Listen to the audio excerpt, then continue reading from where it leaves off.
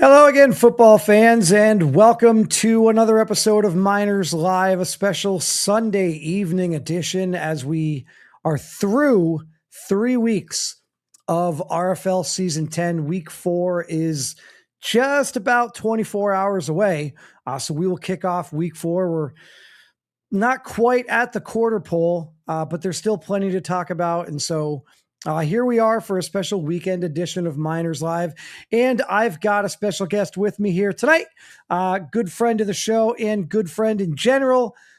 Coach Forbes of the Mexico City Diablos is here with us. So, Coach, how you feeling, bud? Feeling good, man. Exciting start of the season. Both of our teams doing okay to start.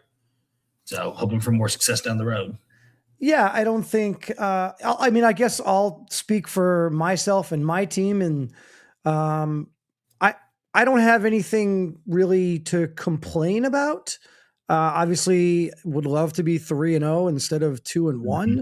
I mean, that kind of goes without saying, but even in the loss that we had, which was to the Cougars, who are a really good team and have a lot of really high-end talent, I could make an argument that we were the better team on the field that day and we just didn't win the game. And that happens. If we don't fumble the ball on the 1 yard line, we probably win that game. That's basically a 14-point swing. So, it is what it is. So nothing much to complain about. I would say historically our defense has been a top 3 to top 5 defense in the league. And, I'd like to see a little bit more from the guys on the defensive side of the ball. But again, after 3 weeks, I don't think I'm going to complain too much about where we're at. What about you? Well, I got a lot to complain about for week 1. When I had to All right, well, we don't have that much time, Forbes, so let's keep it to a minimum.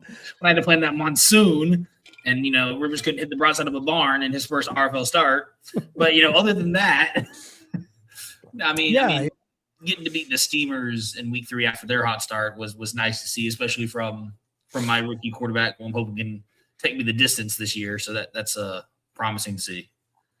Yeah, and listen, I don't hide behind anything that I say, and so for those of you that were listening a few weeks ago, perhaps you or even one of them, I think we may have even had this conversation offline ourselves. I was a little bit suspect about the all-in approach, right, with a rookie quarterback.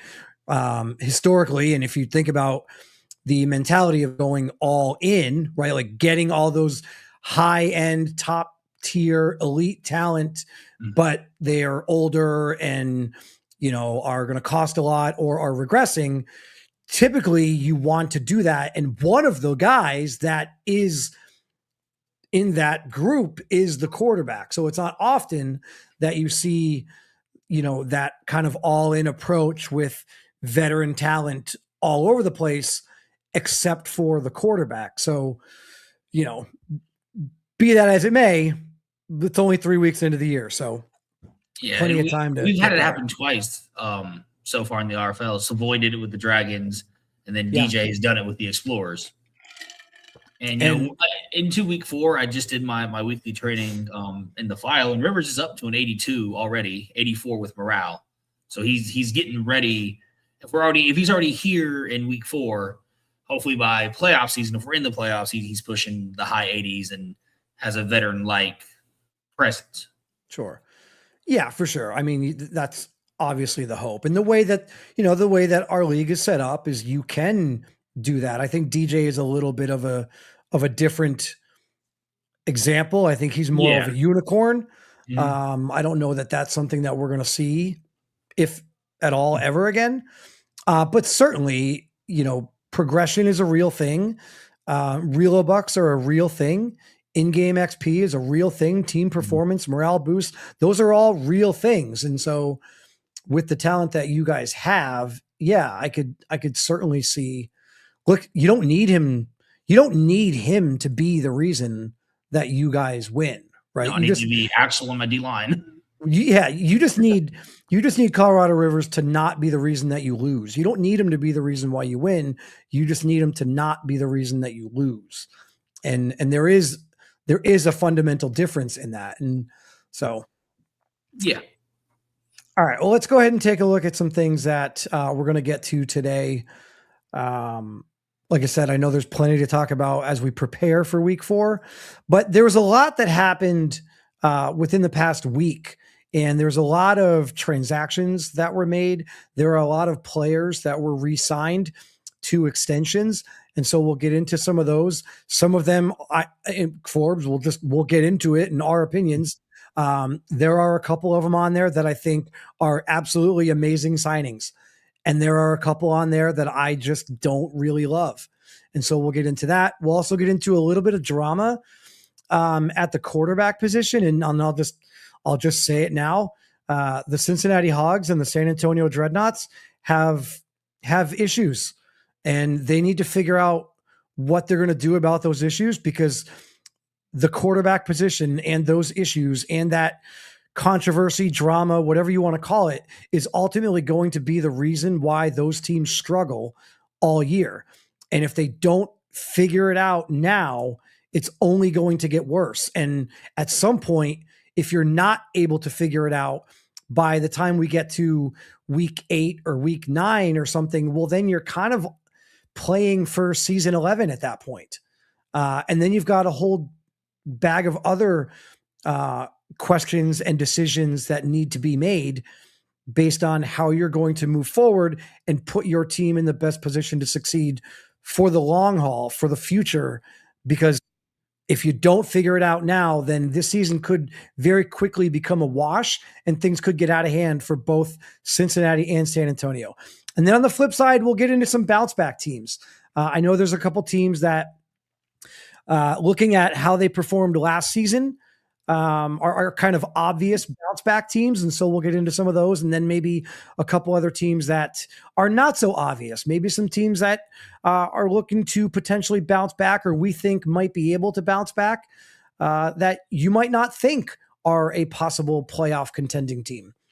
And then we'll get into some of the guys that are next up, right? Like, we are at season 10. We are officially one Hall of Fame class in the record books here in the RFL. And so guys are starting to regress. A lot of the guys that, you grew up watching, right? Like the guys that were in the RFL that you grew up rooting for, the season 1, the season 2, the season 3 guys, those guys are aging. Some of them are regressing significantly. A lot of them are retiring. Right. And so we will get into, what does the next crop look like? Who are the next group of guys that are going to take over for names like Matt Nayani, right? Some of those big name players. And we'll get into some of those, and we've got some thoughts on that as well. So Forbes, let's just get right into it and take a look at some of these big time player extensions. Right. So in no particular order, I'm just going to kind of go through. I did lump them by team. So we will go through, if a team signed multiple players, we'll go through all of that particular team. And then we'll just give our thoughts on the signing, what we think, good or bad, and what the implications might be, both short term and long term. So let's see here. First one we're going to get into is the Memphis Steamers. All right. So if we take a look at the Memphis Steamers, they've got three big re-signings here. The first one we're going to talk about here, Forbes, is CP. So we're going to go, Chris Polk signs a 4-year, $66.4 million extension to stay with the Memphis Steamers. Now, 66.4, if you're looking at an average annual value, that's going to be 16.6 million per year. I look at it and I say, I think that's a pretty decent deal for Steamers. I don't, that's not putting CP in the highest paid safety in the league category. And I think there's an argument that he's up there in terms of value and production and what he means to the team. So if you can re-sign him for 4 years and you don't have to reset the financial market for the position, I think that the Steamers should be pretty happy with this contract. And at 4 years, I think that contract will then end. What CP is what right now, 23. So he'll be 27, 28, ready for another contract. Yeah. So he'll be 27 or 28, re-upping on a new contract. And at that point, it might not cost as much because a lot of times we see 27, 28, 29-year-old guys not asking for as much money, especially in positions like safety where you're not guaranteed to be in the league for another 5, 6, 7, 8 years like you are maybe an offensive lineman or a quarterback. So 4 years, 66.4 for CP.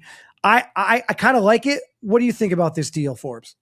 Yeah, I think it's a great deal. I'm currently looking through the strong safety contracts right now, and I don't even think he's.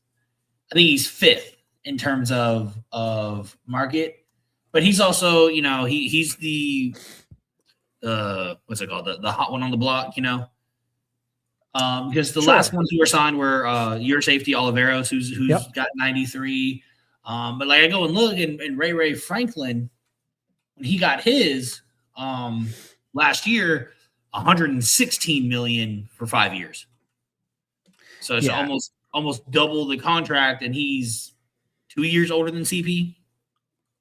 So when I just look at that, obviously I don't count Ethan Skeen $200 million contract that somehow got.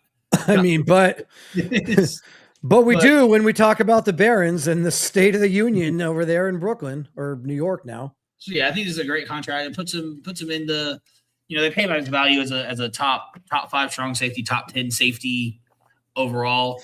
And that's what you pay when you get a 90+ overall player, especially a really, that's not being, we haven't said yet, but he's an active community member, So it's nice to bring that back too.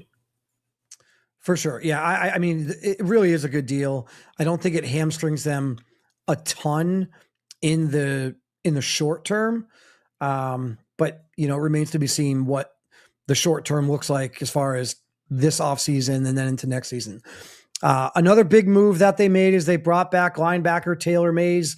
This was a 3-year, $39.2 million deal to keep Mays in town. What are your thoughts on this one? That's another, that's about 13 mil a year. So, I mean, just another great contract. Is like Jocko Goliath is the one who got his contract last year, the middle linebacker for the Tigers, and he got 5 years, 60 mil. So about the same amount. They're paying him as one of the best middle linebackers in the league, and he is one of the best middle linebackers in the league, and they're just paying him as such. So they're paying him as the top linebacker. So they're just paying him market value. Yeah, I mean, you look at he's certainly, like you mentioned, one of the top linebackers in the league. He's only 28 years old, so I guess I shouldn't say only 28 years old in terms of the way that we often talk about the RFL. 28 years old is often looked at as an aging veteran or an elder statesman, but it's only a 3-year deal. So even at 28 years old, that's going to take him through age 31. And I don't know that we're going to see a ton of regression from 28 to 29, 29 to 30, and 29 to 30. I think when you're going to start to see the regression is probably 30 to 31. Mm-hmm. And so at that point, okay, fine. He's only costing you 13 million a year, right? So that's not a ton when you're looking at right now, he's an 87 overall. He's an X factor. So let's say over the course of the next 2 years, he gets that 87 overall up to an 88, 89, close to a 90. Mm-hmm. Even with a year of, significant regression, let's call it from 30 to 31, the final year of the deal, he's probably still an 84 or an 85 overall linebacker being paid $13 million a year. And that's still, I would argue, good value. Mm-hmm. And then you got other younger guys that you can bring in and that are going to be on, maybe even on their rookie deal that aren't costing as much money. So I think the CP deal, I would give the CP deal a thumbs up. And I would give the Taylor Mays deal a thumbs up. If I had to choose which one of these I like more, I'd probably say I like the Taylor Mays one a little bit more, just because I really do think that if you can get a middle linebacker that is of this level of talent, and you're only paying him $13 million a year, that opens up the bank account a little bit to go out and re-sign and acquire some other guys. So I think the Taylor Mays one, for me, would probably rank as number one. The CP one I would put at number two for the Steamers here. And then the third one that the Steamers have made within the last week here, and this is the big one, they re-signed running back out of Miami, Amir Williams. I say this is the big one, not because it's in terms of overall value, but just because of who the guy is, who the player is, and what this means for the Steamers over the next 5 years.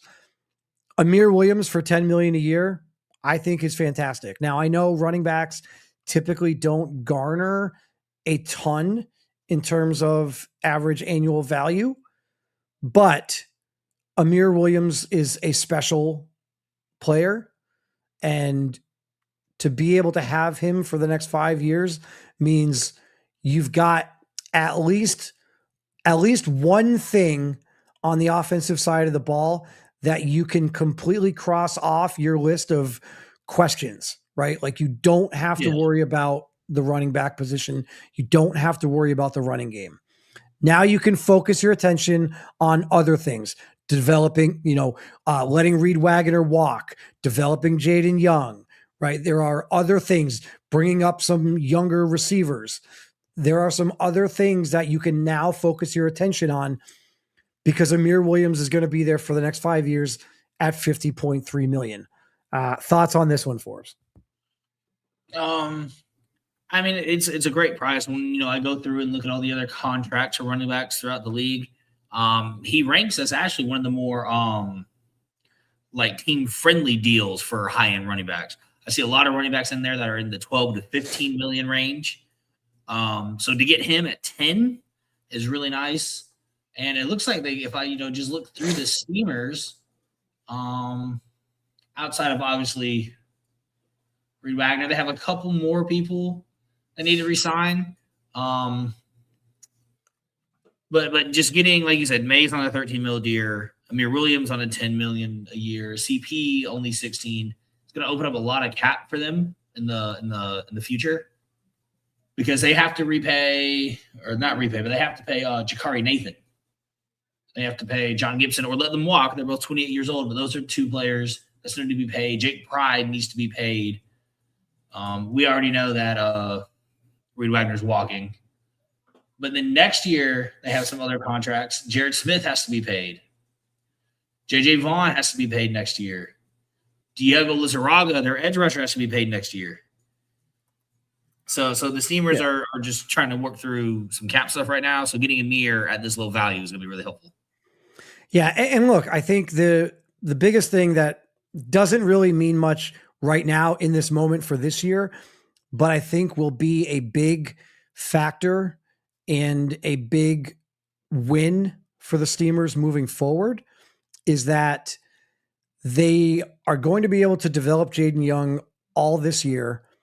And then next year, they will have Jaden Young at the quarterback position, and they will have 3 years of rookie contract. And anytime you can have the quarterback position on the rookie contract and have really good talent surrounding him, and you're in your window, you're in a good spot, right? Like, I think if you look around the league, that bickering earlier when you said, I went all in with my rookie scale contract. Well, so hold on. There's a big difference, because you threw your rookie quarterback to the fire right away, and you don't have the veteran quarterback, in this case, Reed Wagoner, for the 1 year. And the guys that the Steamers are resigning here, the Amir Williams, the CP, the Taylor Mays, some of those level of guys that are on your squad you might not be able to resign, or you might not want to resign because of their age or because of their contract requirements. I mean, I got everyone locked up for the next 2 to 3 years. So I'm in my window at the same situation is all I'm saying. Same scenario. Let's see. We will see. Didn't you guys play in the divisional round last year too? No, I played the Condors. Oh, that's right. And the Steamers played. They lost to the Condors in the wild. Oh, in the first round? Okay. Yeah. So you both lost to the Condors on the Condors' way to winning it all. All right. So that's going to put a little bow on the Steamers picks here, on the Steamers contract extension players. Amir Williams, 5 years, $50.3 million. Taylor Mays, 3 years, $39.2 million. And then Chris Polk, 4 years, $66.4 million. All in all, I kind of like all of them. And, you know, I think that for all of the questions and all of the criticisms that I may have had about the Steamers last year, I think that what they've done here by re-signing these players and in the offseason has put them in a very good position. I was a little bit critical of the team last year. I didn't think that they were going to, I think it was like week 14, and I'd basically written them off. I said, they're not going to make the playoffs. This team doesn't, they're kind of like falling apart on the inside. The club, the entire locker room complaining about Reed Wagoner. Get Reed Wagoner out of there. He's not the guy. We need someone new. Listen, if you're a Memphis Steamers fan, I got news for you. Reed Wagoner was never the problem. And you were never going to get better at any point last season by benching Reed Wagoner or getting rid of Reed Wagoner. That wasn't the problem. There were other issues. There were other problems. And it's nice to see Justin Jones come back, sort of, I don't want to say right the ship, because they did make the playoffs. Yeah. But I think that the second half of the season, there was more talk about the Steamers and just controversy than there was conversation about the Steamers and, wow, this is a really good team that could win. And I think now the narrative moving forward is a little bit different. They've got these guys coming back. We've got basically a clean slate with season 10 here. And if you look at so far this year, 2-1, right? They've got a win over the Marshalls, a win over the Snowhawks, and then a loss to you.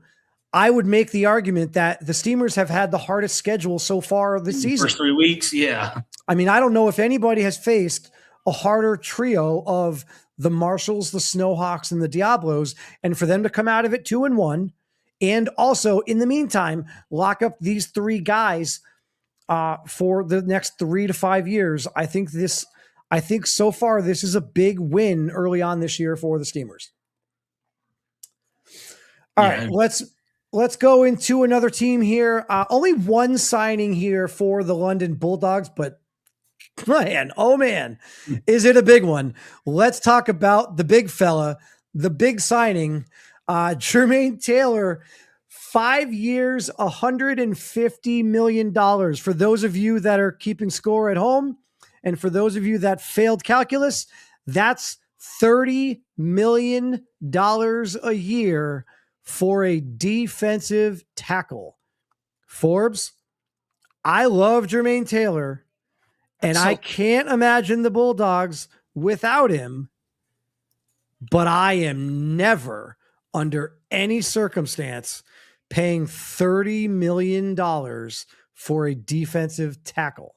And I'm looking at the file. It's actually 155. It's 155?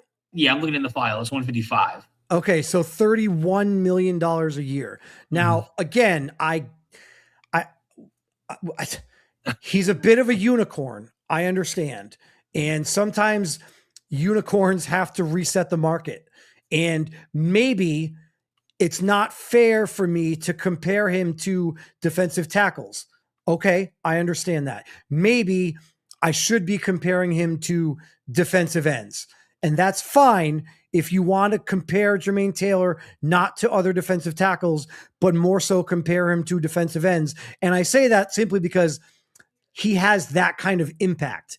He has a larger impact on the game than your average everyday defensive tackle.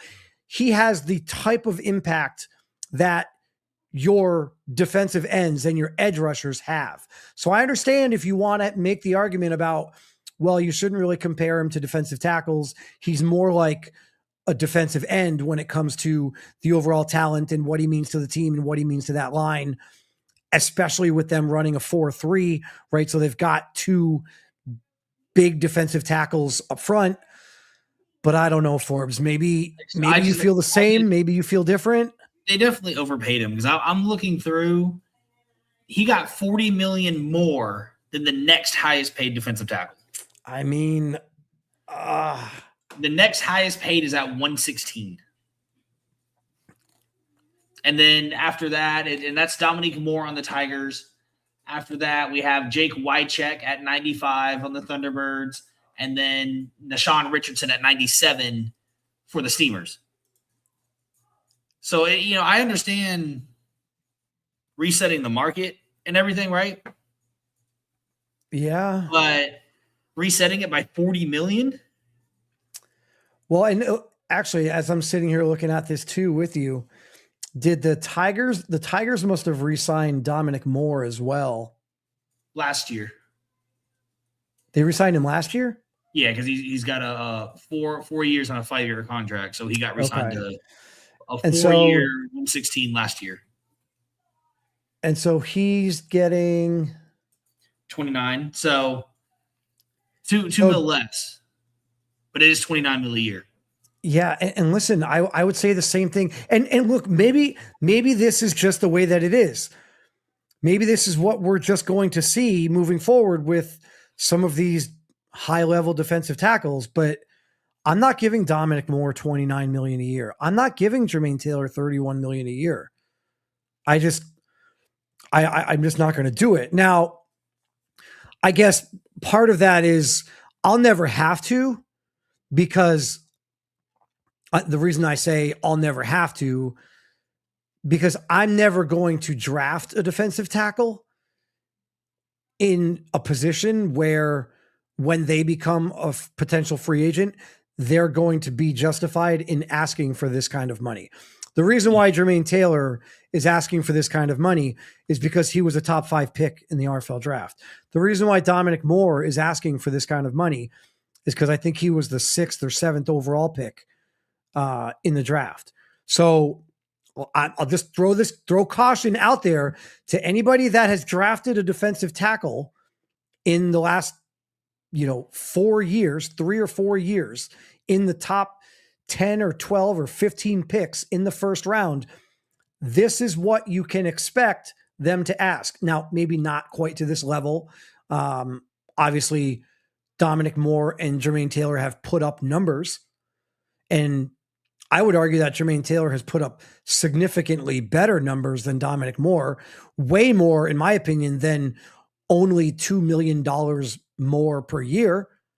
So if you're talking about dollars, if you're talking about production per dollar, I think Jermaine Taylor is a much better value in terms of production per dollar than Dominic Moore is. But again, I'm not paying 25 to 30 plus million for a defensive tackle, period. Mm-hmm. Right? Like I think we're both in agreement on that, Forbes. Yeah. No, I mean, I for a defensive tackle, no, not that much. Especially when he's got Drew Brewer. Did he already pay Drew Brewer? I think got Brewer re-signed last year, but if we pull up, so Brewer got a 3-year extension for $96 million. And so hold on, that 3-year extension is going to take Brewer to what, age 26 or 27? 28? Really? 28. He's 25. Okay. So that'll take him to 28. And then even at 28, Brewer's probably still going to want Another huge contract. Even right now, just between Brewer and Taylor, they're paying, if you do that 96 divided by 3, that's 32, 31. They're paying $63 million to 2 players on the D line. And listen, you're going to have a hard time convincing me that the Bulldogs don't have the best defensive line in the league, but they're paying for it, right? So it's great. If you're a fan of the Bulldogs, you have one of, if not the best defensive line in the league. It's fantastic. And you're going to have Jermaine Taylor and Drew Brewer together side by side for a minimum of 3 more seasons. So as long as those two guys are anchoring your front, your window is open, right? Like the window is open. If that's what your defensive line looks like, you can probably put together pieces around the outside. But how much money is Tajay Gaddy going to ask for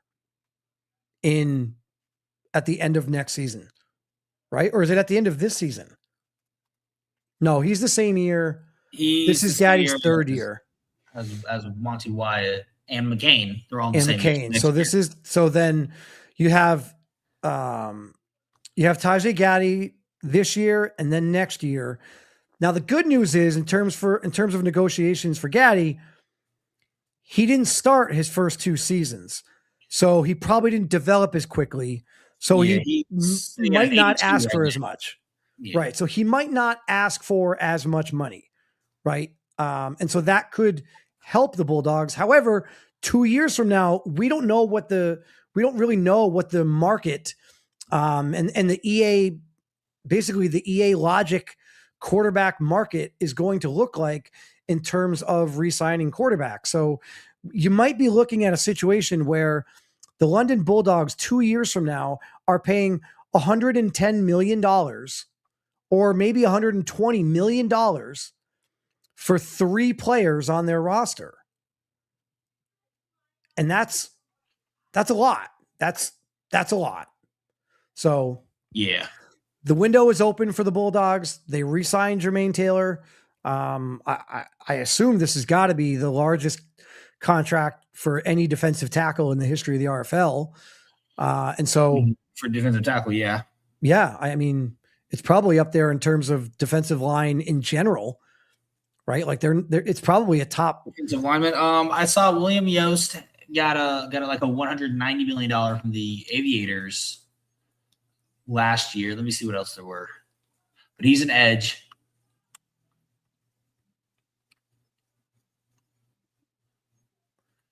I mean, I bet you if we were to pull the archives, it's got to be top 10, possibly top 5. Yeah, right now I only see Yost. That's that high for an edge rusher for D lineman.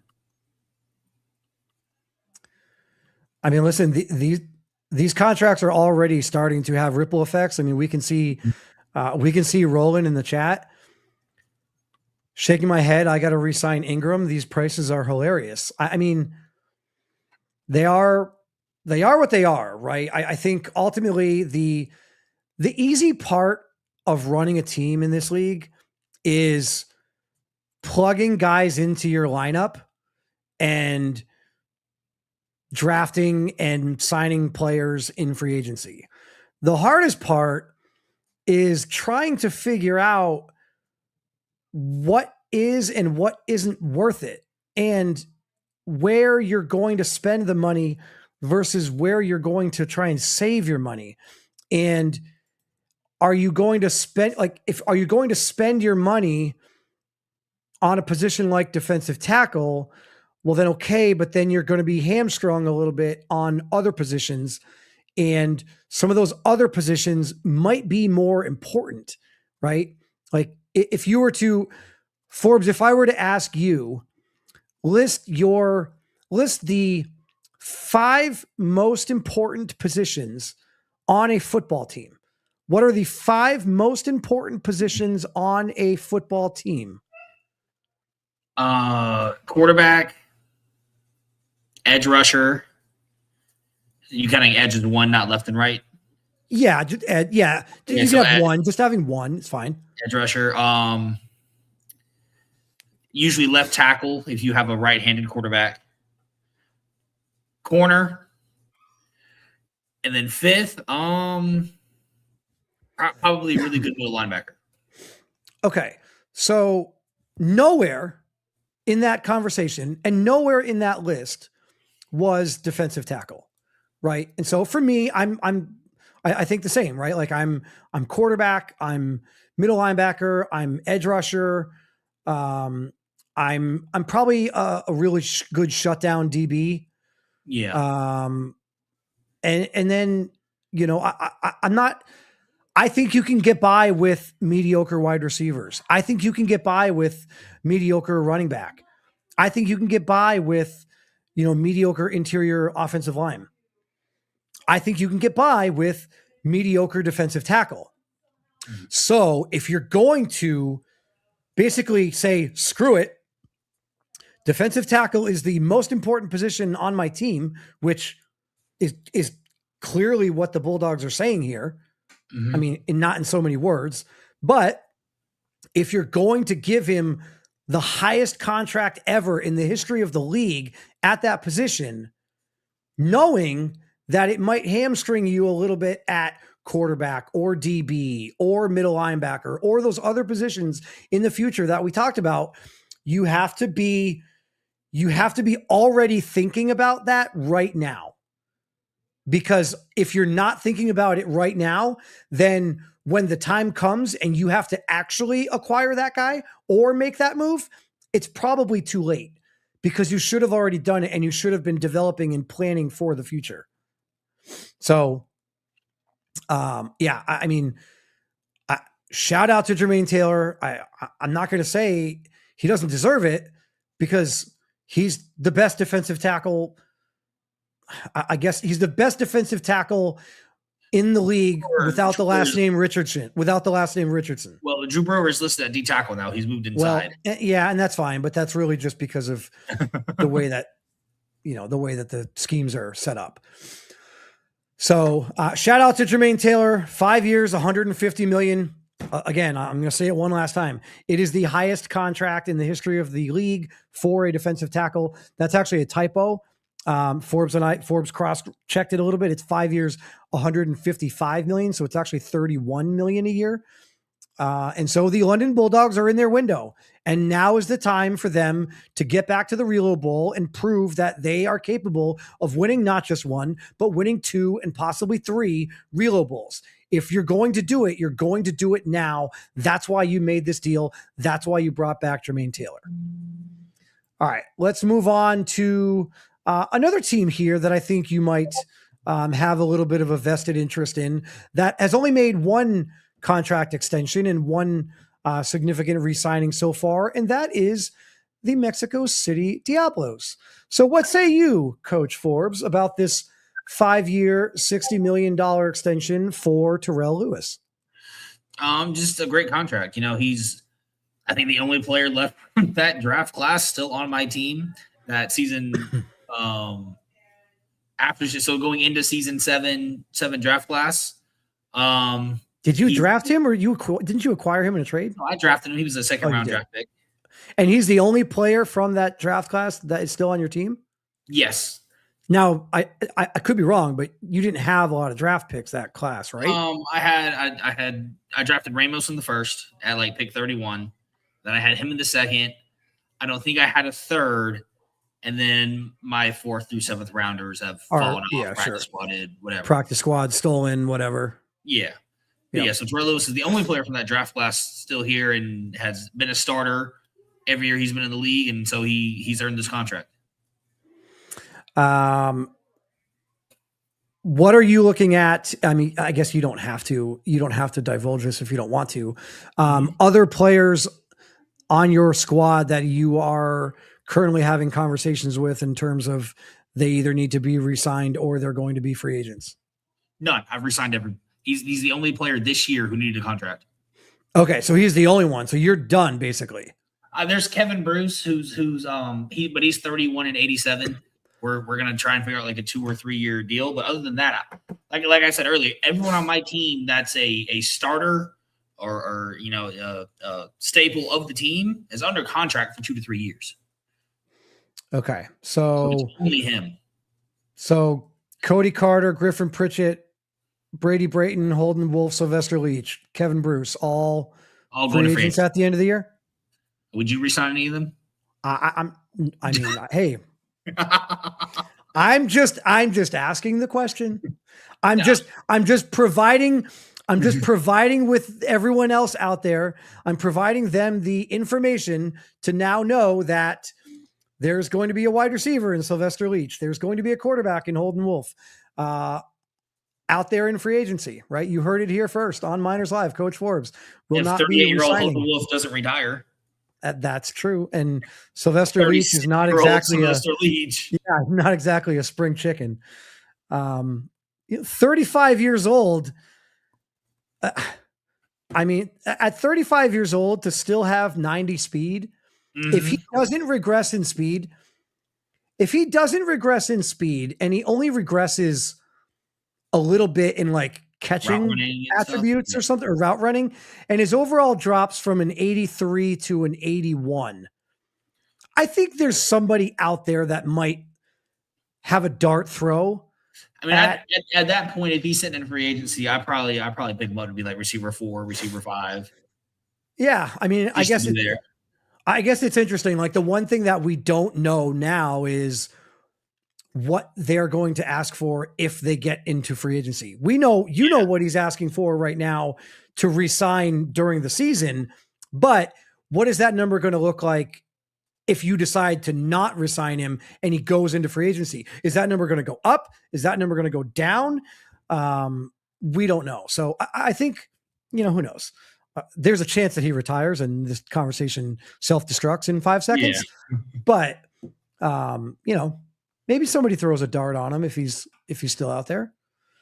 All right. So the only signing for the Diablos, I guess I'll go ahead and talk about I only had one signing since we talked about yours. I've had one big signing so far, and that was Anthony Fry. So the Anthony Fry deal, oh God, now I'm drawing a blank, was $12.5 million over 4 years. So what was it? 50? Yeah, 50 flat. Excuse me. So 50 million over 4 years, 12.5 million a year for Anthony Fry. Not really blowing the doors off of the tight end market. I'm pretty happy to be able to get what I could say is, if you're looking at like a dynasty perspective, right? Like if you're looking at age and future as part of the value equation, I could make an argument that Anthony Fry might be, number 1, number 2, number 3 tight end in the league. And so to get him for $12.5 million, who knows what some of those other tight ends, I'm trying to think of guys off the top of my head, like a Brady Barrowman, I think was the same draft class. I don't know if he's been re-signed yet. Is Chandler back in that class? I think Chandler back was a year after. I think Tyler Dietrich, Brady Barrowman, Anthony Fry, Lucas Butler, and then maybe Mason Dunn was the year after. But those are the guys that I think of. So if Anthony Fry is getting less or equal to what any of those guys are getting, I'm going to be happy, because I could make the argument that I'd rather have Anthony Fry than Tyler Dietrich or Brady Barrowman. And I know that, yes, as a rookie, Fry missed 3 or 4 games. You have a graphic up, you still have Terrell Lewis on the screen. I don't have the one that I have for Fry is shrunk down. Let me see. Because the only one, and you said you got him for how much? 50. All right, because I can see Tyler Henderson is 5 years, 52, or a 4-year extension for 52. But Tyler Henderson's making $11 million a year now. Okay, and on the Red Dragons, Tyler Henderson's how old? 25. I mean, I'd make an argument that I'd rather have Anthony Fry. Yeah, I mean, but again, the other person I see who's gotten a contract decision at tight end so far this year. So So none of the other guys from that class, Brady Barman, Tyler Dietrich, they haven't got it yet? Oh, and Zane Nasir. What did Zane Nasir get? Well, I'm saying he's from this class, but they haven't gotten. They haven't re-signed him None yet. of them have contract negotiations yet. Sure. So I'd be willing to bet that a lot of those same names, and again, Fry was a second round tight end. I think Dietrich and Barrowman were both first round tight ends. Those guys are probably going to ask for more money. So being able to re-sign Fry 4 years, that'll take him into his age 28 season, $12.5 million a year. I'm pretty happy with the signing. I know the guys in our locker room are happy. I know Fry's happy to be there for 4 more years. So we'll move on from our teams. We only really had one, you and Terrell Lewis and myself and Anthony Fry. And then let's go into a team here that's kind of just starting to re-sign their entire team, right? It seems like at this point, they've got 10% of their entire roster has re-signed in the last week, and that is the DC Marshals. So again, we'll just start off here and we'll go Tyreek Bridges, 3 years, $14.4 million. Thoughts on this deal for Coach Hodge and the Marshals? He's their third slot corner.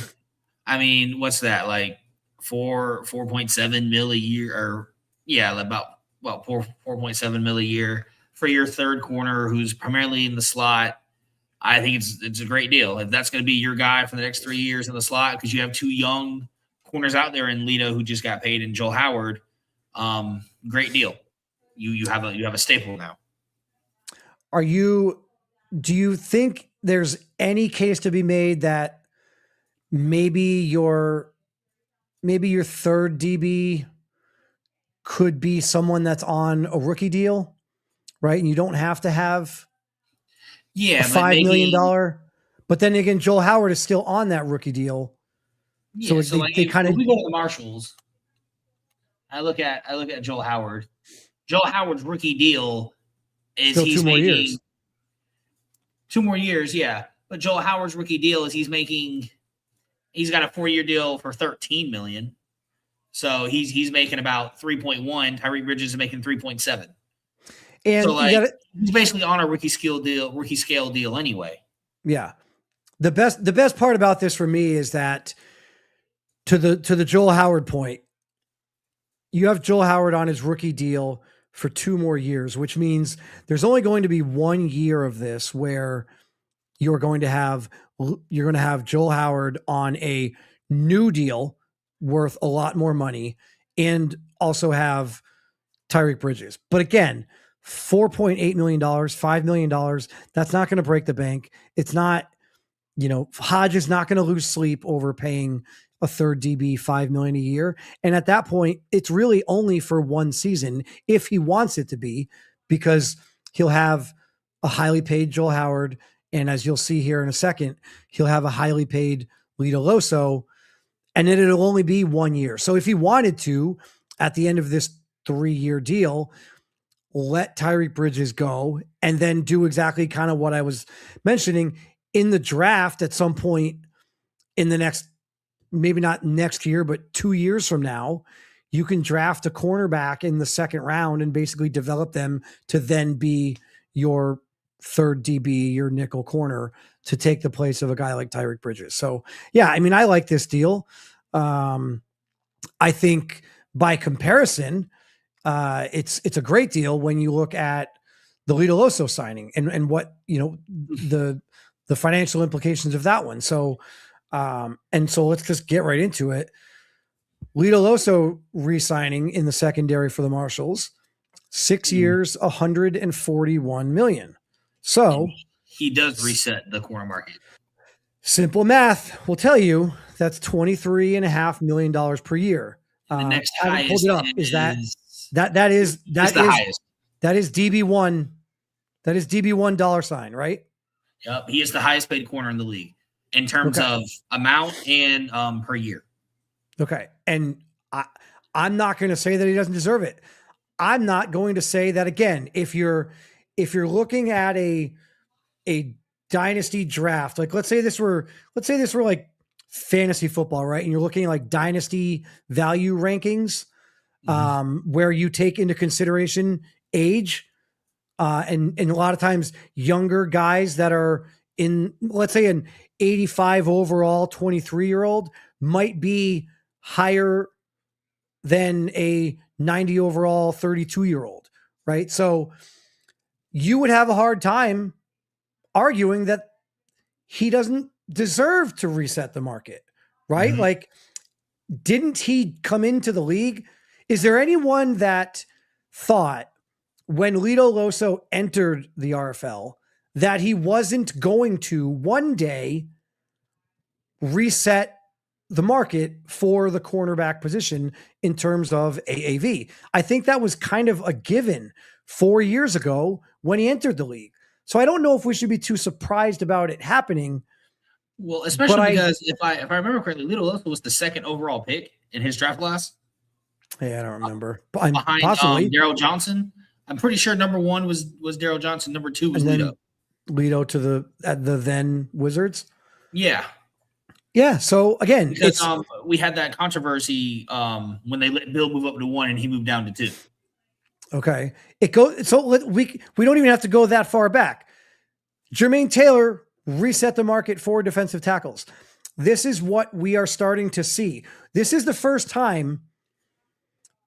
Maybe it's not the first time. I think there was a class before this, but this is the most significant. If it's not the first time, it's the most significant player re-signing season that we've had in the RFL.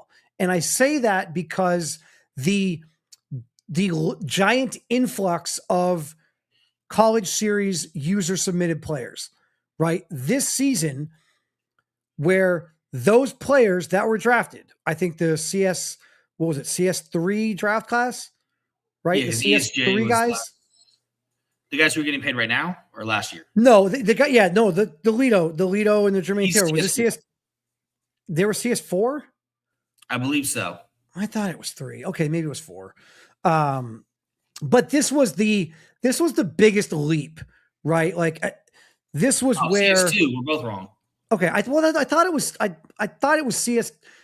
Some of them were CS2 and then also played 3. So CS2. This is the most significant class. We're going to see guys reset the market, and maybe it's not because of their production on the field and what we've seen from them. They're going to reset the market, Forbes, because of the way that the league is structured. We have the Reload Buck system, right? Like we have guys that can progress and they can develop at a significantly quicker clip than any other normal situation might allow. So I'm not surprised that Lito Loso is resetting the market here for the cornerback position. I guess I just wonder, and I know you put this out there that next year the salary cap is going up to 301. And I'm sure, every other coach out there is thrilled because now we got basically another $20 million of wiggle room this year to re-sign players. But if you've got guys on your roster that are from CS2, that $20 million of wiggle room is going to go really quick because Lito Loso's resetting the market. Jermaine Taylor is resetting the market. We're going to see in a second here another player from the Marshals, not resetting the market, but getting a lot more money, right? So any concern, I guess, on your end about what the trickle-down effect of this might be for everyone else in the league? I mean, the trickle-down effect is that I think, especially with these guys coming in, we've had the luxury in the RFL. If you actually look at our contracts, they're a lot lower than what they are in real life in the NFL. So I think as these guys start coming up, as we start paying these high overall players and those contracts start to rise, it's just going to bring the contracts up for everybody. So we just better hope the salary cap keeps rising with it. Yeah, and I think it will. And Hodge, like we all know the value behind Lito. I think the bigger thing for me is I don't think that there's very many guys that should even come close to this, I guess is more so my point. Like, my concern isn't that Lito Loso got this amount of money or that Lito Loso isn't worth this amount of money. That's not it at all. Someone would have paid Lito this money if he was in free agency. Like, he was Correct. going to get his contract. Correct. And quite honestly, if I didn't have a great secondary already, I would like, Yeah. if I had the opportunity to sign this player at this deal, I would do it. I don't think Hodge did anything that wasn't like glaringly obvious and like, oh my God, I absolutely am going to resign this player. I guess my concern is really nothing to do with Lito and more to do with what does DB2 look like? So, because if DB1, it's Xavier Eaves. I would argue that there is a significant gap, and maybe less significant. Maybe it's better to look at DB2 to DB3 or DB3 to DB4 in terms of value. Eaves, 5th-year option, so he's not even up for extension. What was the 5th-year option? How much? Let's see. Where's Eaves at? Because sometimes those 5th-year options are ludicrous. Let's see. A lot of times the 5th-year option amount is more than what they're going to ask for in an AAV for a long-term deal.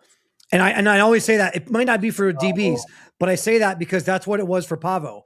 I could have re-signed. His 5th-year option was 21 mil per corner. So it's less than what Lito got AAV, but it's up there. Okay. Because last year ESJ got a contract, Xavier Wilscauchi got contracts, and both of them are over 100 mil for corners. So it brought the price for corners up.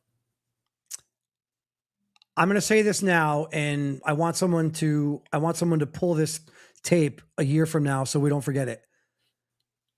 I think Lito Loso is only the highest paid cornerback in the league for one more season. And then this contract right here looks like one of the biggest bargains ever. Because if Xavier Eaves is re-signed for $21 million on his 5th-year option, then that means at this time next year, the Pioneers are going to be negotiating with Xavier Eaves. And 1 year from now, when the salary cap is higher and the DBs that Xavier Woods are basically negotiating against in terms of money are not nearly as good as Lito Loso, Xavier Eaves is clearly going to be the best cornerback that is under negotiations for an extension. And at that point, I would not be surprised if Xavier Eaves gets more than 23.5. If Lito Loso is getting 23.5 right now, and Xavier Eaves just re-signed a 5th-year option for 21, I think next year Xavier Eaves asks for a long-term deal, a 3 or 4 or a 5-year deal, and he probably wants 23 million. And at that point, we then have to rewind and pull this tape and say, Lito Loso at 23.5 or Xavier Eaves at 23.5. Everyone and their mother is going to take Lito Loso. Yeah. So, I mean, while I think there's a case that can be made depending on how you want to look at this, that, oh my God, that's a ton of money. I can't believe you gave that much money, especially when you have a guy like Joel Howard. He could be just as good. Listen, when you have a guy like this and you can re-sign him and it's within your means to re-sign him, you do it. You don't think twice. You don't ask around. You don't kick the tires on other options. You just do it. And maybe some people will criticize you for it. Tell those people to take a hike. Okay? Because if there's one person out there who probably gets the most heat for criticizing, it's probably me, right? Like, people come at me all the time for things that I say and the opinions that I have, but I don't ever I don't ever shy away from them. You can't shy away from re-signing a guy that literally is the face of your franchise. Lito Loso is the face of this franchise, regardless of what they did with some of the other re-signings, and we'll get into that in a second. Yeah, and Hodge, we're 100% in agreement here. 2 or 3 years from now, I think this Lito Loso deal looks like a bargain because the salary cap is going up, and I think Xavier Eves next year has the potential to reset the market. Him and Richard Grooms have to get paid next year. And Richard Grooms has got to get paid. But again, if Richard Grooms and Xavier Eves are getting 20 or 21 million a year, 21 and a half, 22 million a year, and you tell me that I could get Lito Loso for $500,000 more AAV or 1 million more AAV, it's a non-starter. No, it's not even like, I don't even want it. I'm not even going to let the ink dry before the conversation's over and it's done. Right. So, credit to Hodge. There's a lot of money being spent in DC right now.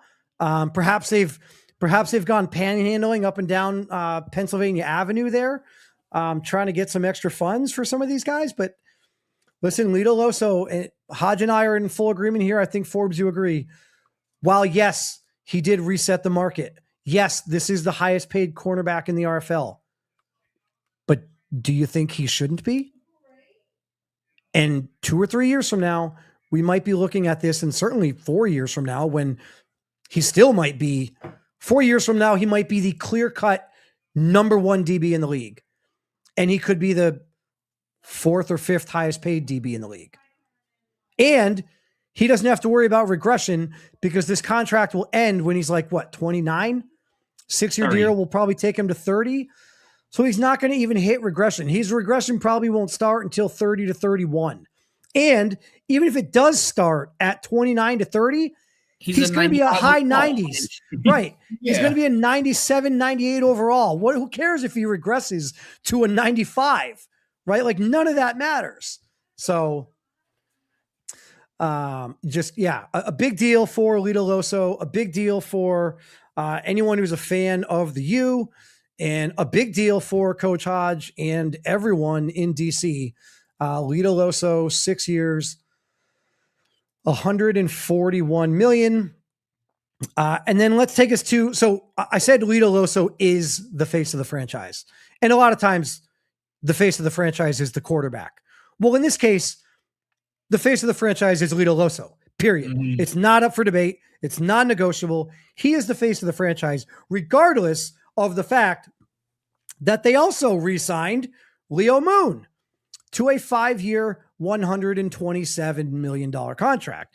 Now, as much as we might say the Lito Loso contract reset the market, and that's a lot of money for a DB, I think you could make the argument that I think this is 25.4 million.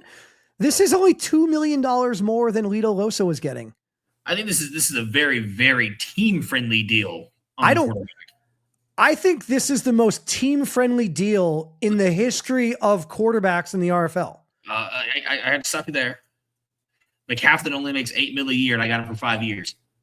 I don't know how much more team-friendly you want. Well, okay. He's 88 overall. Forbes, I need you to earmuffs real quick. McCaffrey sucks compared to the future value of Leo Moon. Okay. You said in the history, okay? I had to find the one exception that made your point wrong. But team friendly also there's an underlying like subtext of team friendly that the guy has to be a starter on your team. He started a couple games last year. A team friendly backup quarterback is not making double-digit million a year. D'Anthony Young of the London Black Knights is the worst contract in the history of the RFL. It's like he was my backup.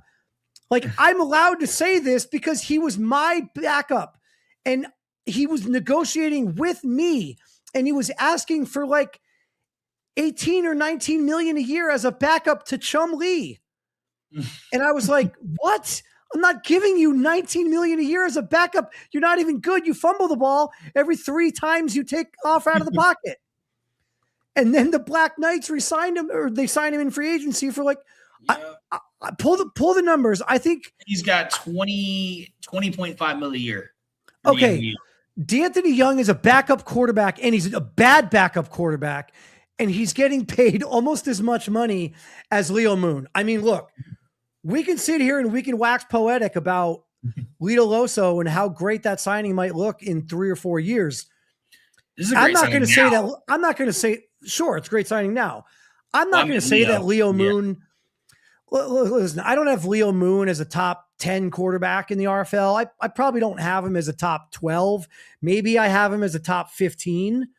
But if you told me that he was only going to be making $25 million a year, well, then that might boost my overall value perception, right? Like if I'm taking into consideration dollars spent on a player, as well as the actual overall and grades and attributes and production and performance of a player, well, then that's a different conversation.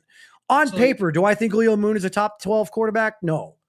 But at $25 million a year, that's a pretty good deal. So, like, here's the perfect example of what you're saying. Like, would you rather have Leo Moon at 25 or Devin Wade at 35? Don't ever ask me that question again. Exactly. Like, we will no longer be friends if you ask me such idiotic, ridiculous questions. But you're right. I mean, there are guys out there that are making more than this, and they are on the decline, right? Like, there are guys on the way down that are mid 80s, and that's the best they'll ever be. And they're making this level of money. And let's just make the argument, we aren't even close to seeing the best of Leo Moon. At least I hope not. I hope for Hodges' sake that the best of Leo Moon is still to come. And at 25.4 million a year, I mean, listen, I hope, I'll just say this because I can't do it yet, but later on this year, I will have the option of picking up Miles McCain's 5th-year option. Oh, Leo Moon's only 23. So he's going to take him to 28. And then at 28, and again, the reasons for which this deal is amazing get better and better, because at the age of 28, he's probably not going to ask for 50 or 60 million a year, right? He's probably not doing that. He'll probably ask for something similar. So Miles McCain towards the end of this year, I have the option of picking up his 5th-year option. And I don't know if I'm going to do it. Now, logically, you say, well, what the hell are you talking about, Dunn? Like, of course you're going to pick up McCain's 5th-year option. Why wouldn't you? The reality is because by picking up his 5th-year option, I want to say the 5th-year option for McCain right now is somewhere around 25 to 30 million. So if I pick up the 5th-year option, then I go into negotiating again. And my concern is that, is he asking for more than that 25 to 30 million? Whereas if I don't pick up the 5th-year option and I negotiate off of his rookie deal after 4 years, which is what we're seeing here with Hodge, this is where you might benefit. This is where you might get lucky. If I pick up Miles McCain's 5th-year option at 30 million, well, then what does it look like when he wants a 4-year or 5-year deal from years 6, 7, 8, 9, and 10? When he's overall. He's a higher overall. He's going to ask for what? 50, 60? And now listen, I will sit here right now and tell you, I like Miles McCain over Leo Moon. I think Miles McCain is a better quarterback than Leo Moon. But if I could have Leo Moon for 25 million or Miles McCain for 55 or 60 million, I would be hard pressed not to take Leo Moon. Mm-hmm. Like there 25 million like that. There's where, and I said this earlier, and Forbes, I think you agree. I know Hodge agrees because I saw him say it in the chat. This is where our jobs are difficult. This is where the really good GMs and the really good owners separate themselves from the mediocre ones, the guys that are just playing franchise Madden over and over year after year. And hey, look, here's a league that I can kind of run my own team. It's so much harder to do these things. And maybe the DC Marshals don't win the Relo Bowl this year. Maybe they don't even make it to the NRC championship game. Maybe they lose in the first round of the playoffs. By God, maybe something happens and they don't even make the playoffs. But I'm going to tell you right now, the moves that they have made between Lito Loso and Tyreek Bridges, I mean, that's a nice little bridge deal. That's not going to move the needle for this team. That's not going to move the needle for me. But the Leo Moon deal and the amount of money that they're saving by only giving him $25 million, and then the Lito Loso deal, while it does reset the market, he's just that good of a player. Mm-hmm. I think put this team in a really good spot moving forward. If you go back to the offseason, and I did my team draft previews, I said that the biggest thing that the Marshals had to worry about this season was they have a priority list of players that they absolutely have to re-sign. And I said there were 3 guys on that list, and I basically ranked them priority number 1, priority number 2, priority number 3. And I will tell you, they've already re-signed all 3 of them. Priority number 1 was Lito Loso, priority number 2 was Leo Moon, and priority number 3 was this guy right here in TJ Metcalf. And again, I don't love TJ Metcalf. I drafted him.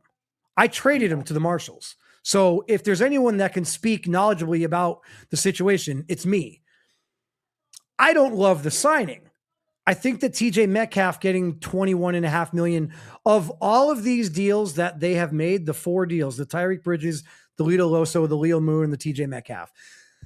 The TJ Metcalf deal is the one that I guess I like the least, or I dislike the most.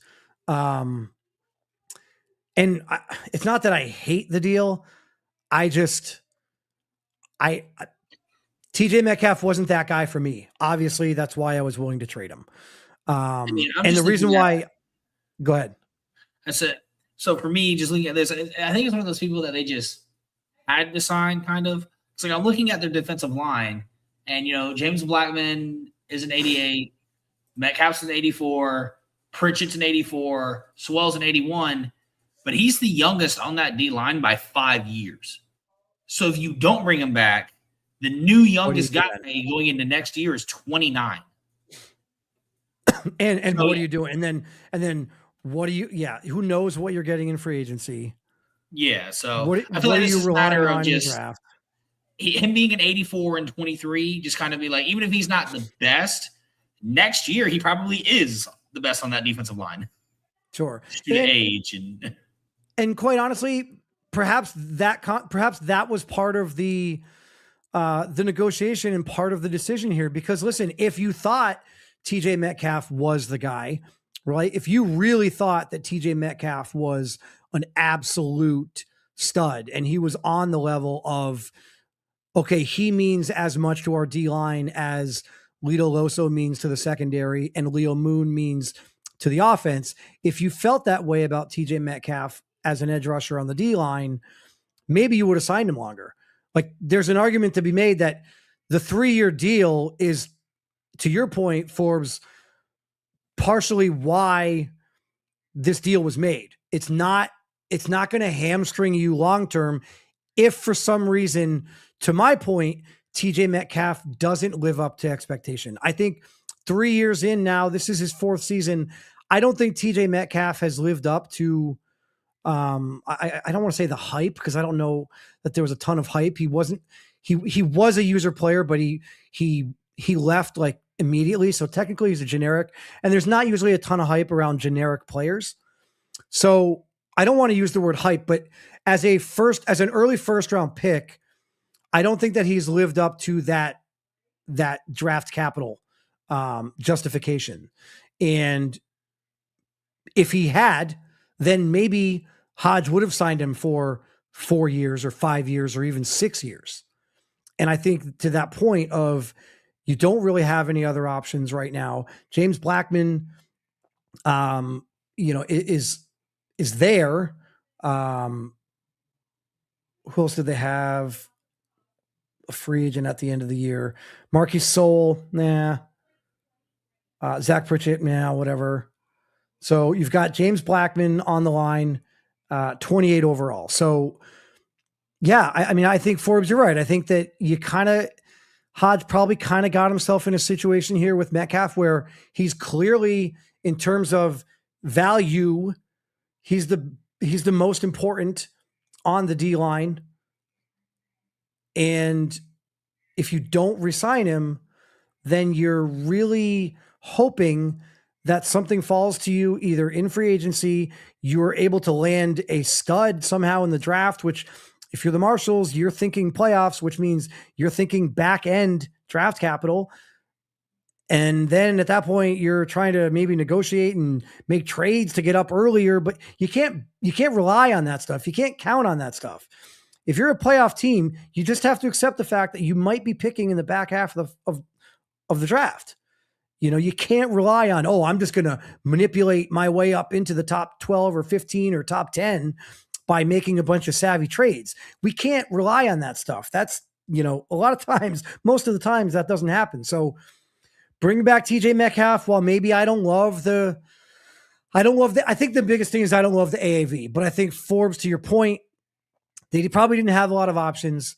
And maybe he turns into something bigger and better in the next 3 years, but if nothing else, it's a bridge into the future, and it's not going to break the bank. So yeah, I guess of the deals that the Marshals made, this is my least favorite one, but again, it's not the end of the world. It's not going to hamstring them. It's only 3 years. It's not like they signed him to a 6-year deal for, $130 million or $140 million, which you might start to see some other defensive ends get, especially from the CS2 draft class, the CS3 draft class. Those user guys are going to start asking for a pretty penny. What did we say? Drew Brewer got 33, 32? Something like that. And so 64.5 divided by 3, we're looking at 21.5. Is Drew Brewer worth 10 million more per year than TJ Metcalf? Yes. I'd say probably. Yeah. Right? Like I would say, yeah, he is, because the production is there. So, if you're looking at that, again, we go back to the whole, I'd love to create a metric of production per dollar, right? Like if we could somehow put together an RFL metric that measured the your production based on your dollar amount. I think that Drew Brewer's worth that additional money, but we're going to see some other guys. We're going to see some other guys come. Well, listen, I have no idea what Killian Bain is going to ask for. And I'm not looking forward to that, that process. I can almost guarantee you Killian Bain is going to want more than $21.5 million a year. That said, Killian Bain is a completely different player than TJ Metcalf. So, but is Killian Bain going to want 30 million? If Drew Brewer got 32.5 or 33 a year ago, Killian Bain is closer to Drew Brewer than TJ Metcalf is to Killian Bain. So is Killian Bain going to ask for 30 plus million a year? Because that's what we're looking at. Especially after another year of development. Right. I mean, another 20 sack season. You're talking about consecutive 20 sack seasons like that. That guy's asking for a lot of money. All right. So there are the DC Marshals and their abundance of contract extensions. We got TJ Metcalf, 3 years, 64.5. Leo Moon, 5 years, 127.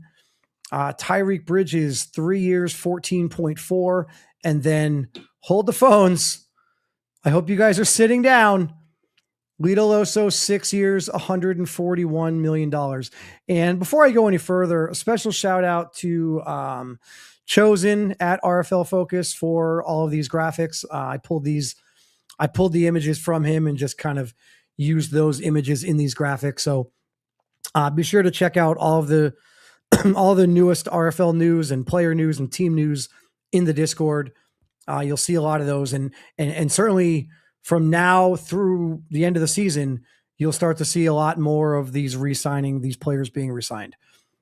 We talked about Leo Moon being re-signed by the Marshals, but he's not the only quarterback, Forbes. He's not the only quarterback that has been re-signed. And so let's go over to Salt Lake City and let's talk about Jacob McCall getting 4 years and $182 million. Now, we already talked about Leo Moon and how the value of the Leo Moon deal is exceptional at about $25 million a year. This Jacob McCall deal translates to $45.5 million a year. So I said this earlier, not even necessarily jokingly, about my quarterback, Miles McCain, and what his negotiations might look like later this year or next year. If you told me that Miles McCain was going to ask for $50 million a year for 4 years, or I could have Leo Moon at $25 million a year for 4 years, which guy would I rather have? Is Miles McCain twice the quarterback that Leo Moon is? Because in that scenario, Miles McCain is asking for twice the amount of money. Mm-hmm. So, and listen, Miles, if you're listening, relax. It's going to be fine. Only ask for 30. Please don't ask for 50. But I would have a hard time, right? Like if this were like an RFL fantasy draft and I could take this quarterback at 25 million or this quarterback at 50 million, and I'm comparing their attributes and their grades and their rankings and their age and all this other stuff, their division, the team around them, all that stuff, I don't know how I'm justifying paying twice as much money. And that's for Miles McCain, who I think is a better quarterback than Leo Moon. What the hell are we talking about with Jacob McCall? He's not a better quarterback than Leo Moon. He's on his third team in the league, and he's getting $45.5 million. And this is coming from me, who 2 weeks ago said Jacob McCall might be the breakout player of the year.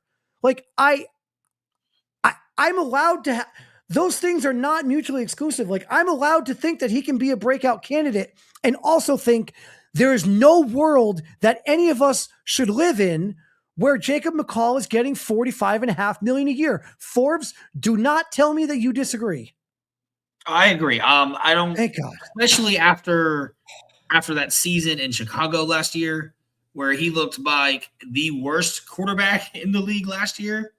And it's not to say that because he did have a good 2 years with the Black Knights when he was there. He had two decent years with the Black Knights, had a terrible year last year in Chicago, and then gets here, has a decent, back to what he was his first 2 years in the first 3 weeks with the Elks. But to say that he's earned $45 million a year, to say he's even earned a 4-year contract after being with the team for 3 weeks, is now, I understand we live in a world of Madden. Madden sees him as a 23-year-old quarterback who's an 85, 86 overall. Madden 26 can't see what happened to Madden 25 and Madden 24 and Madden 23. But to have the season he had last year and to instantly get a $45 million deal, $45 million per year is insane. How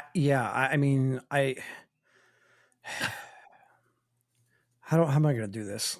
I'm seriously like, Jesus, take the wheel.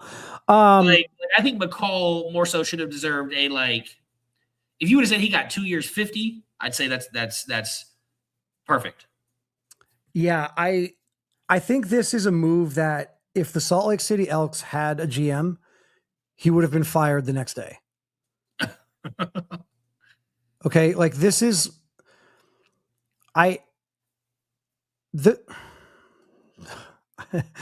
The Chicago Cougars last season and everything that they went through, you could make an argument was the biggest reality TV show that the RFL has ever seen.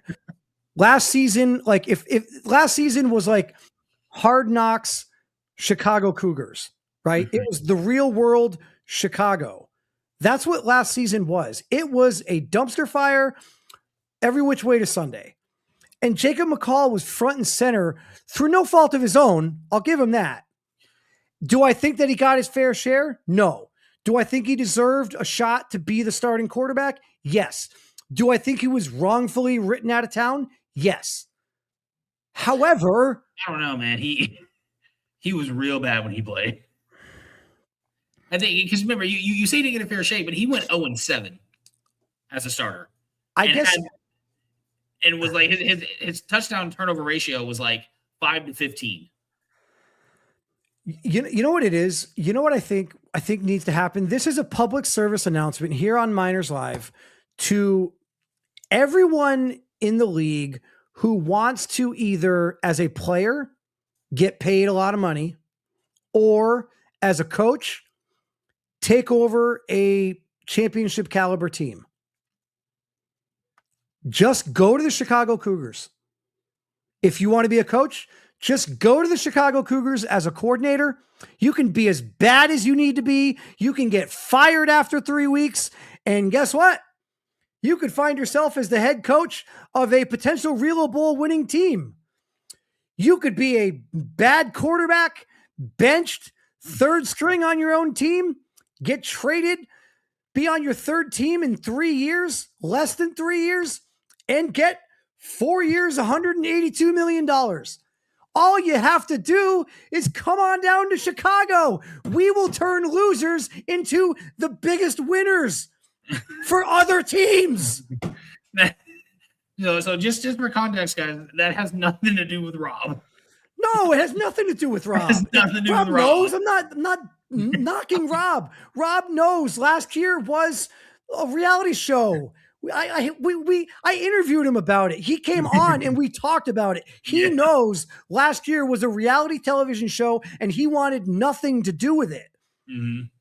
That doesn't take away from the fact that it was in fact a reality television show. And it just doesn't make any sense whatsoever for this to be happening. Like if they would have waited till like week 15, right? And he, the Elks were 10-3 and he was leading the league in yards and like had a career resurgence. They're like, okay, we've seen enough through 3/4 of the season. Let's sign the contract. But to do it after 3 weeks where the Elks are 1-2. I 100% agree. I don't know. I understand that certain players are you're allowed to negotiate with certain players starting in week 3. So to give you guys, for those of you that don't know, week 3 is the first week where you can actually negotiate with guys that are on walk years. And there are some guys that you can't start negotiating with until week 8 or week 12 or whatever. Certain guys, you can't even start negotiating with them until whatever the week is. And that's out of our hands. That's determined by the game. But some players you have the ability to negotiate with starting in week 3. And so clearly Jacob McCall was one of those players, but I kind of wish that he wasn't. I kind of wish that Jacob McCall was locked from negotiations until week 10 or week 12. Because to your point, Forbes, I don't understand why you would make this deal now. If in week 12 you can start negotiating with him and the team is 8-4, or even the team is 6-6 or 7-5. All right, you know what? Maybe you can figure something out. Maybe you can like extrapolate some positives from what you've seen over that 11 or 12 week period, and you can move ahead and look towards the future. But when you make this move now, what happens, Forbes? What happens if the Salt Lake City Elks, who are now 1-2, what if they go so we got 14 games left, Mhm. right? What if they go 4-10? And What if they go finish season 4-10 and they 5-12. finish 5-12 and you just signed Jacob McCall? I mean, Because at that because point, if if that happened in this hypothetical world, if they finished 4-11 and they ended the year 5-12, agree or disagree that they would then be in position to take one of, if not the best rookie quarterback in the draft class. yeah. And agree or disagree, whoever that quarterback is, whether it's quarterback 1 or quarterback 2, is one in terms of ratings and attributes and grades, probably just as good, and certainly 2 in terms of value, in that they're on a rookie contract and they're not costing you a lot of money, significantly more valuable than a Jacob McCall. Now I'm scrolling through here, and I agree with everything you said. I think this also has a lot to do with, as I'm going through here, I'm almost done looking at every team. After this signing, the Elks will have the 5th most cap room in the league. So they're just not paying anybody else. Okay. So they get this guy who is, agree to disagree, like you were saying earlier. It's going to be better than any rookie they get, come out next year. He'll be in his 4th year. Like I said, he's already an 86 overall. He's going to be better than anyone who's coming out of the draft. So they can focus on other stuff. And and by the time that they're ready to be paid, his contract's already going to be up. Because, like I said, even with this deal, they're the 5th most cap space in the league. They've got some names they got to resign, though. Well, if I go and look, I mean, I don't know what they're going to do with 32-year-old Garrison Ash. They'll probably let him walk. They'll probably let Darius Martin get a. But even so, they still have $90 million in cap right now. Yeah, so then they need to. This is a team that needs to. What you've said to me and to the league by signing this extension is that you're building this team around Jacob McCall. Mm-hmm. This is Jacob McCall's team, right? Because you have all this cap space, which means you're not paying anybody else. So this is Jacob McCall's team, and we're going to build the Salt Lake City Elks franchise, future of the franchise, around Jacob McCall. And that's fine. I will never fault. I'll never fault the GM for identifying what their plan is. They've identified what their plan is. I just don't like it. Right? Like I respect and appreciate the fact that they have a blueprint. The blueprint is Jacob McCall is our quarterback. We're building our team around this guy. Great. That's step one. Like that's the most important thing. You have to identify that. You have to figure that out. I guess for me, I question how this player on his 3rd team, like why would Salt Lake give him 4 years when no other team has given him 2? And I don't know. Yeah, I agree. I mean, it's way too much money, especially after seeing Leo Moon, his classmate, only get 25.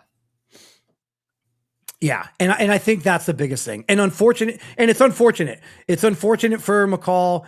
It's unfortunate, like, you can make the argument like he doesn't deserve this backlash right now, right? Mm-hmm. But because of what we just saw Hodge do with Leo Moon, you what? I was like, the team offered it. It's not like he's not gonna sign it. Like correct. The only thing that would be more idiotic than this signing in the first place is if Jacob McCall were offered this much money and said, "No, I'm not worth it. I don't want it."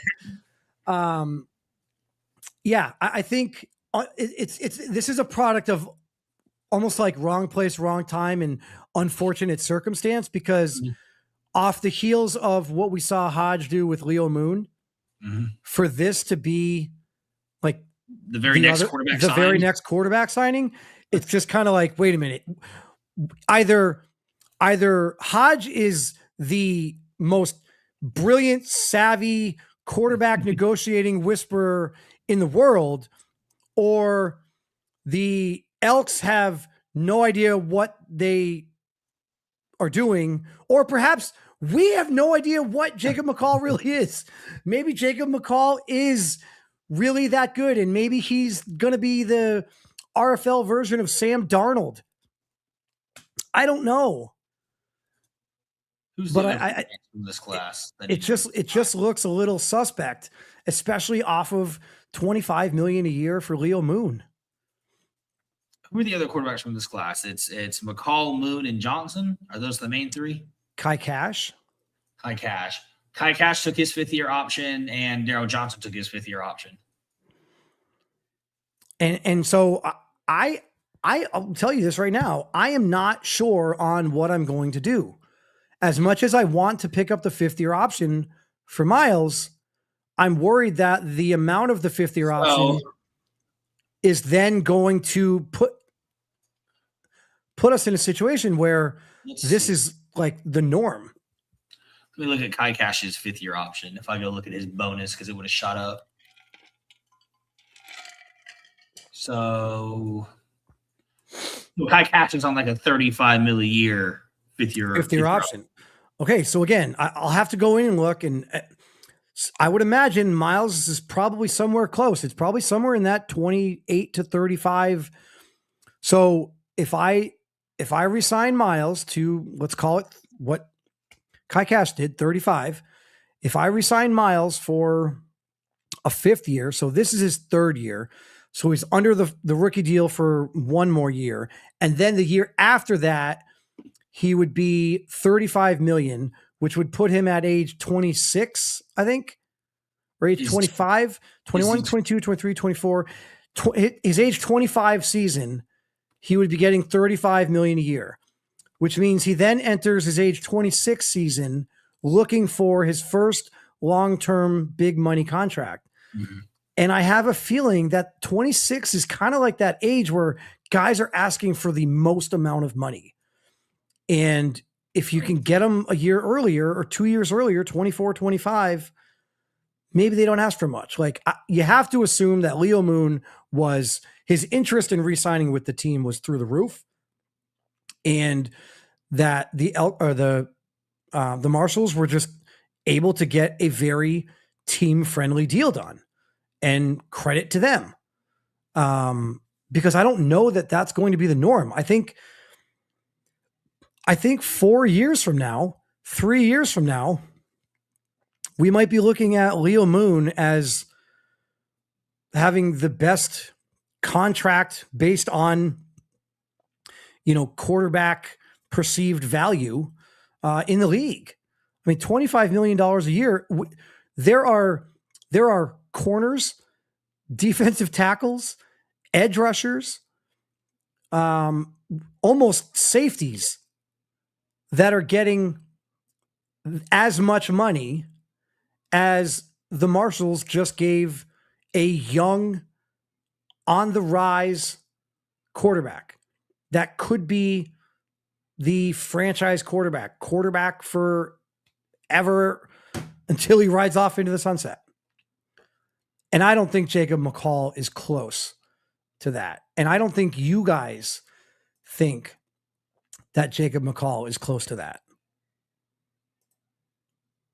And it's just unfortunate that we're comparing those two right now, because those two signings just happened right now.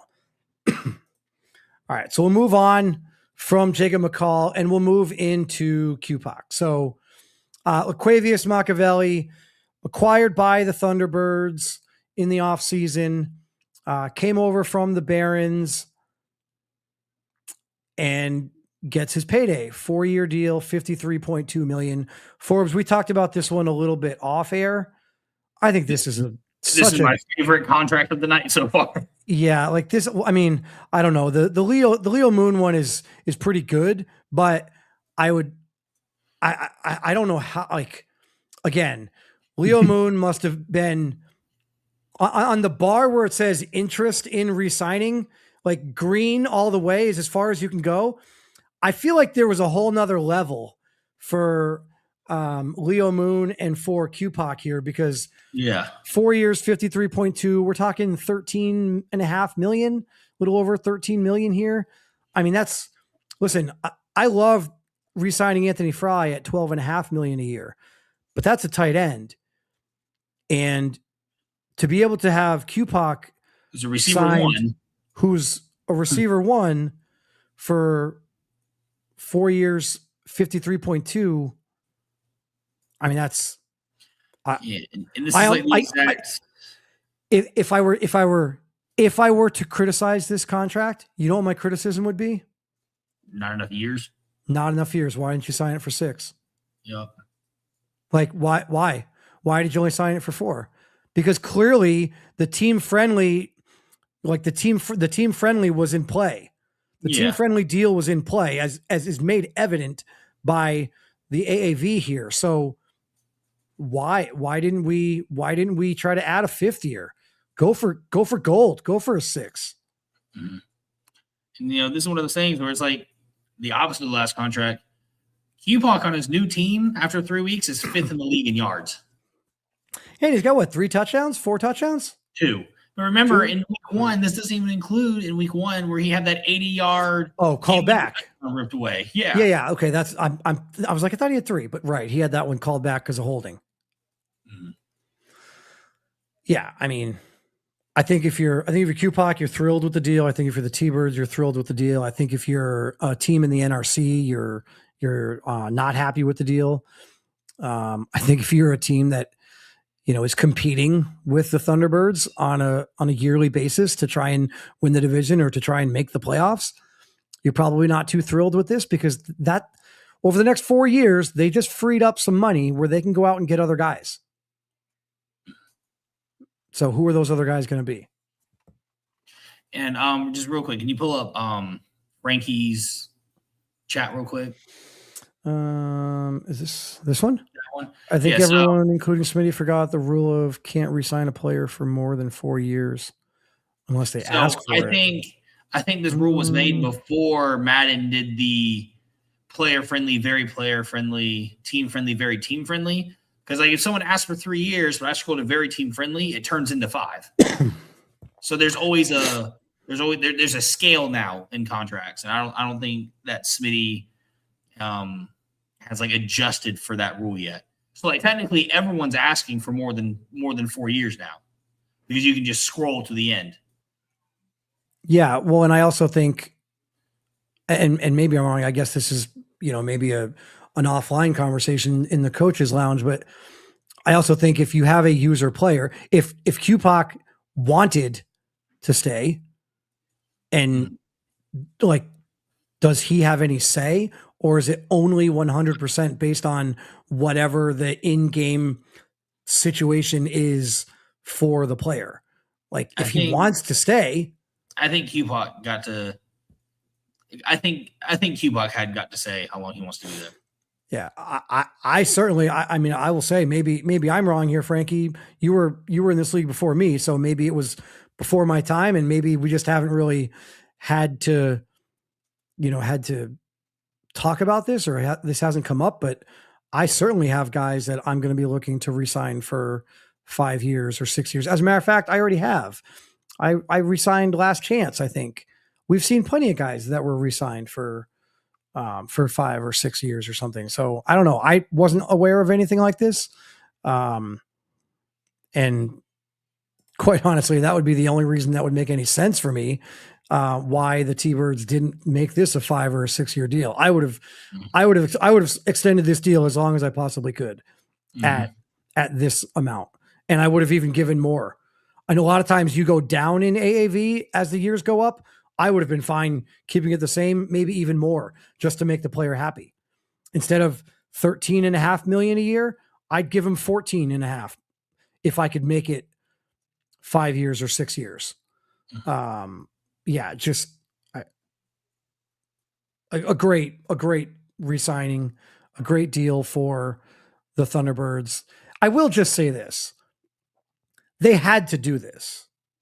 After the Right. trade So and all that. correct. Yeah. Given what they gave up, they had to do this. Now they lucked out in that they were able to get it at such a team friendly, deal, a team friendly amount. But there was no world that any of us were going to successfully live in where the T-Birds were going to give up the amount that they gave up for 1 year of service of QPOC.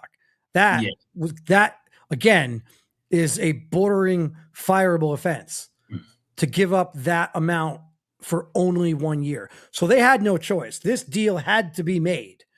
And fortunately for them, it was made under a very team-friendly premise because $13.5 million a year for this level of talent, who hasn't even become the best version of himself. It's a great deal for the T-Birds all around. All right, let's be done with Contracts. the contracts. Let's pull that down. Let's be done with contracts there.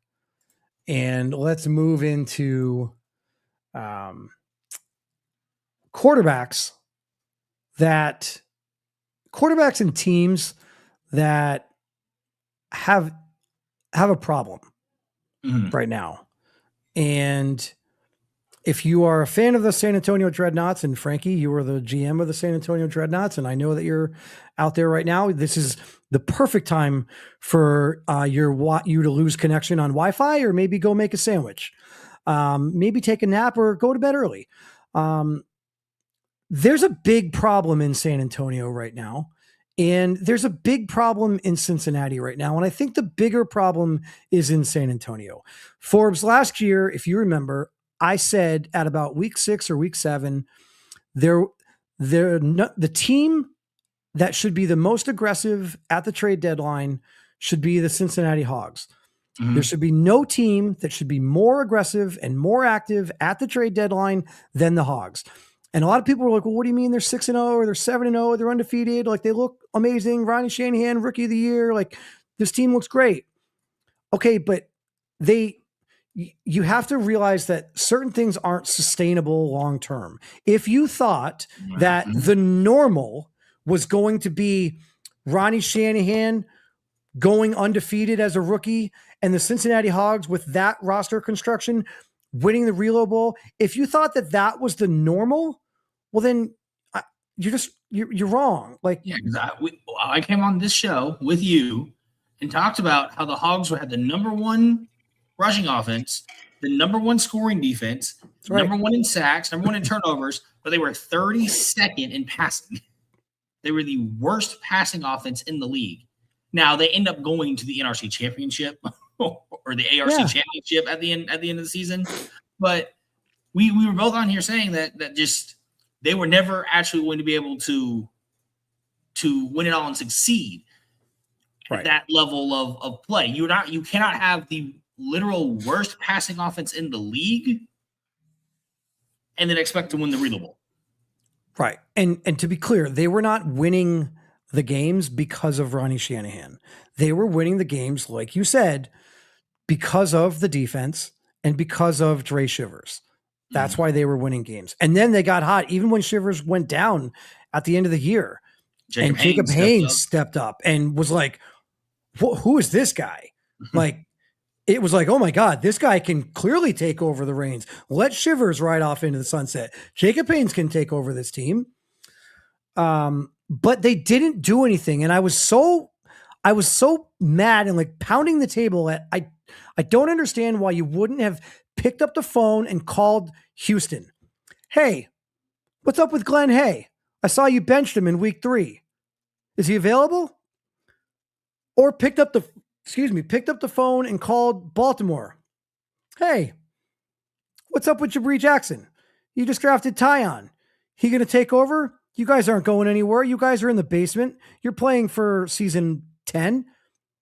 What's the asking price? Would you trade him? Like, why weren't conversations had with other veteran quarterbacks to try and bring someone in to help them. And again, yes, like you said, they went to the ARC championship game, and it's easy for us to sit here and critique now that Ronnie Shanahan has been benched. But again, I go back to what I said at the beginning here. If you thought that the normal was going to be Ronnie Shanahan just cruising through the RFL as a rookie, and you thought that the normal was going to be the Cincinnati Hogs going to the ARC championship game, well, you're fooling yourself. You're a little bit delusional in what you were actually thinking.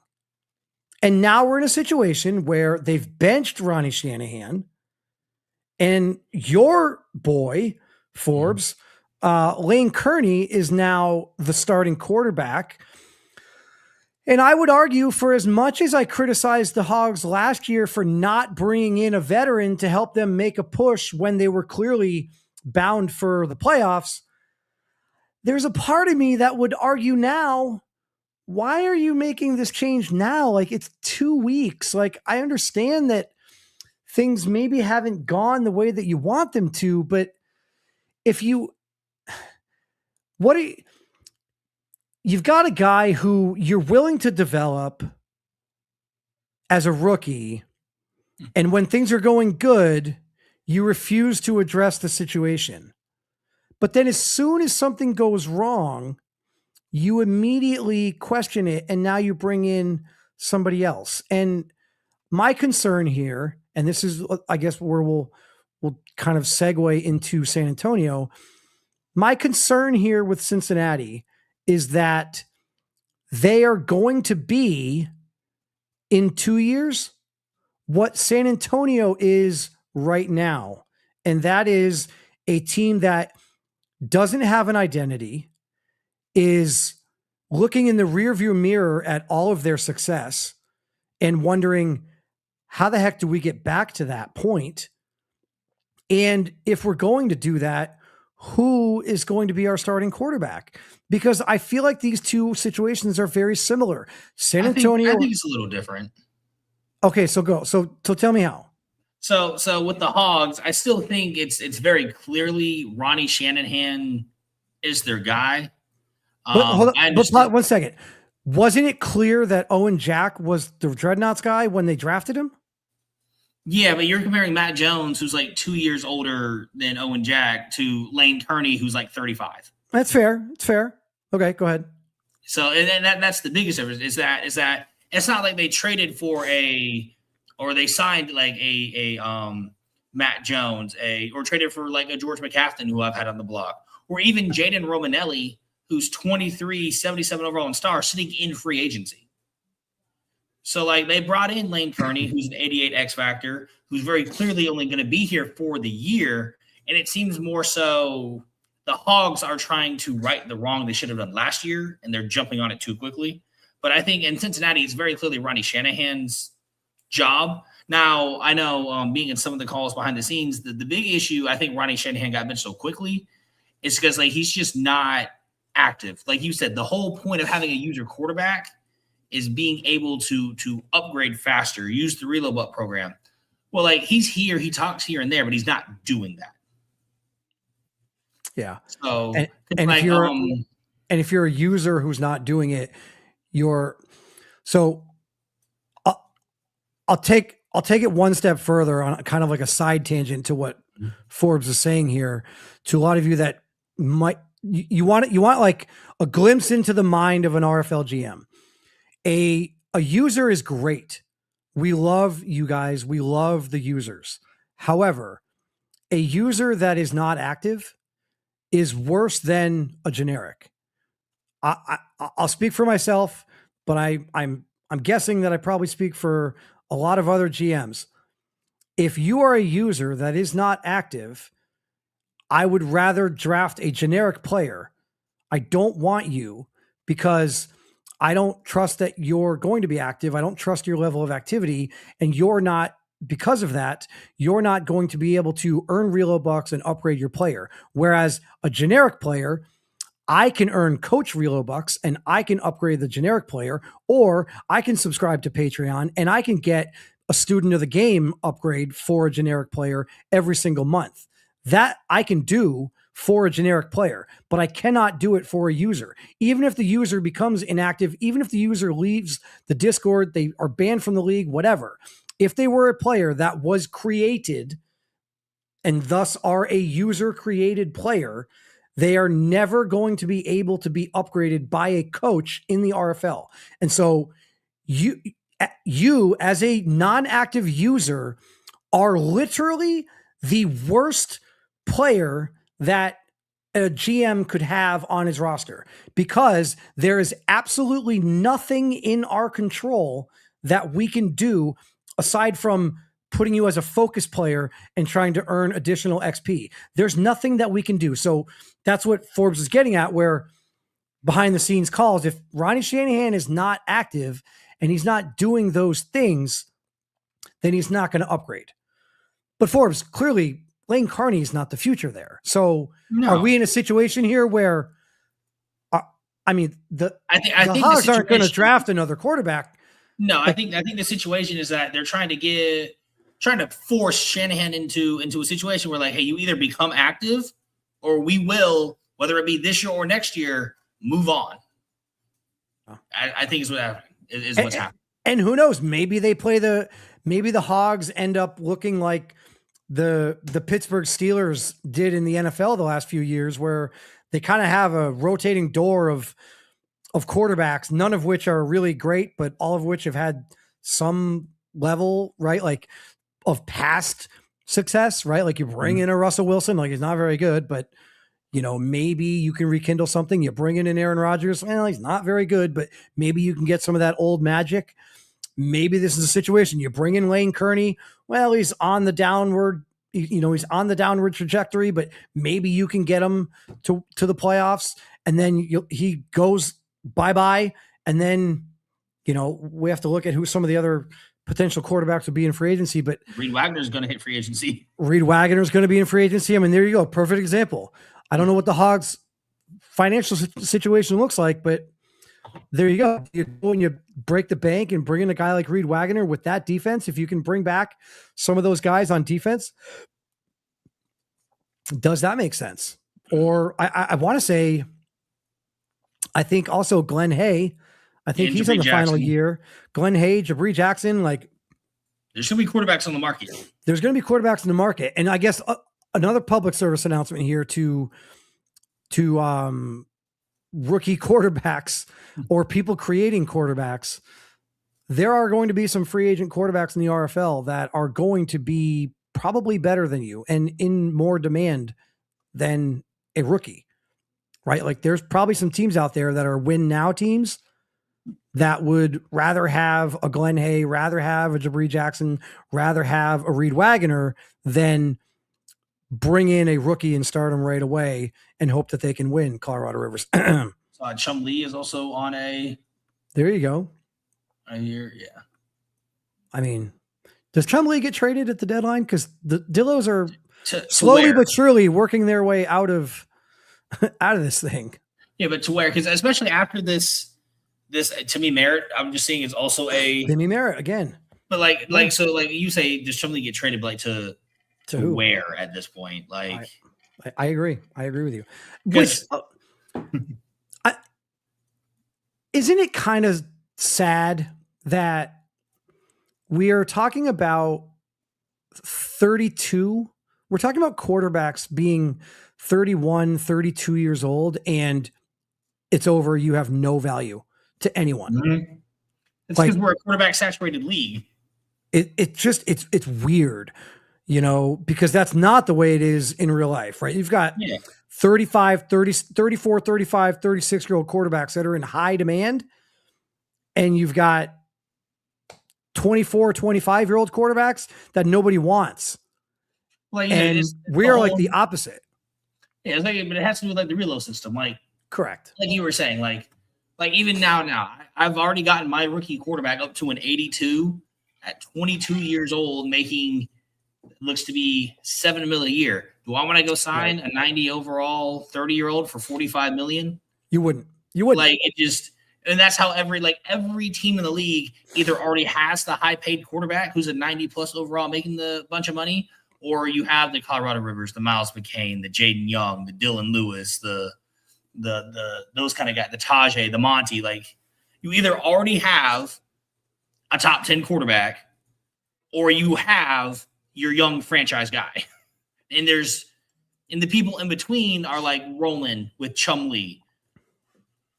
Yeah. So where does Chumlee go? You're not going to send him to another team who's in the same situation. The Crusaders with Ben Wakefield. Yeah.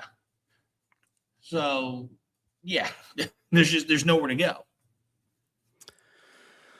All right, and then I guess San Antonio. The San Antonio thing for me is just a little.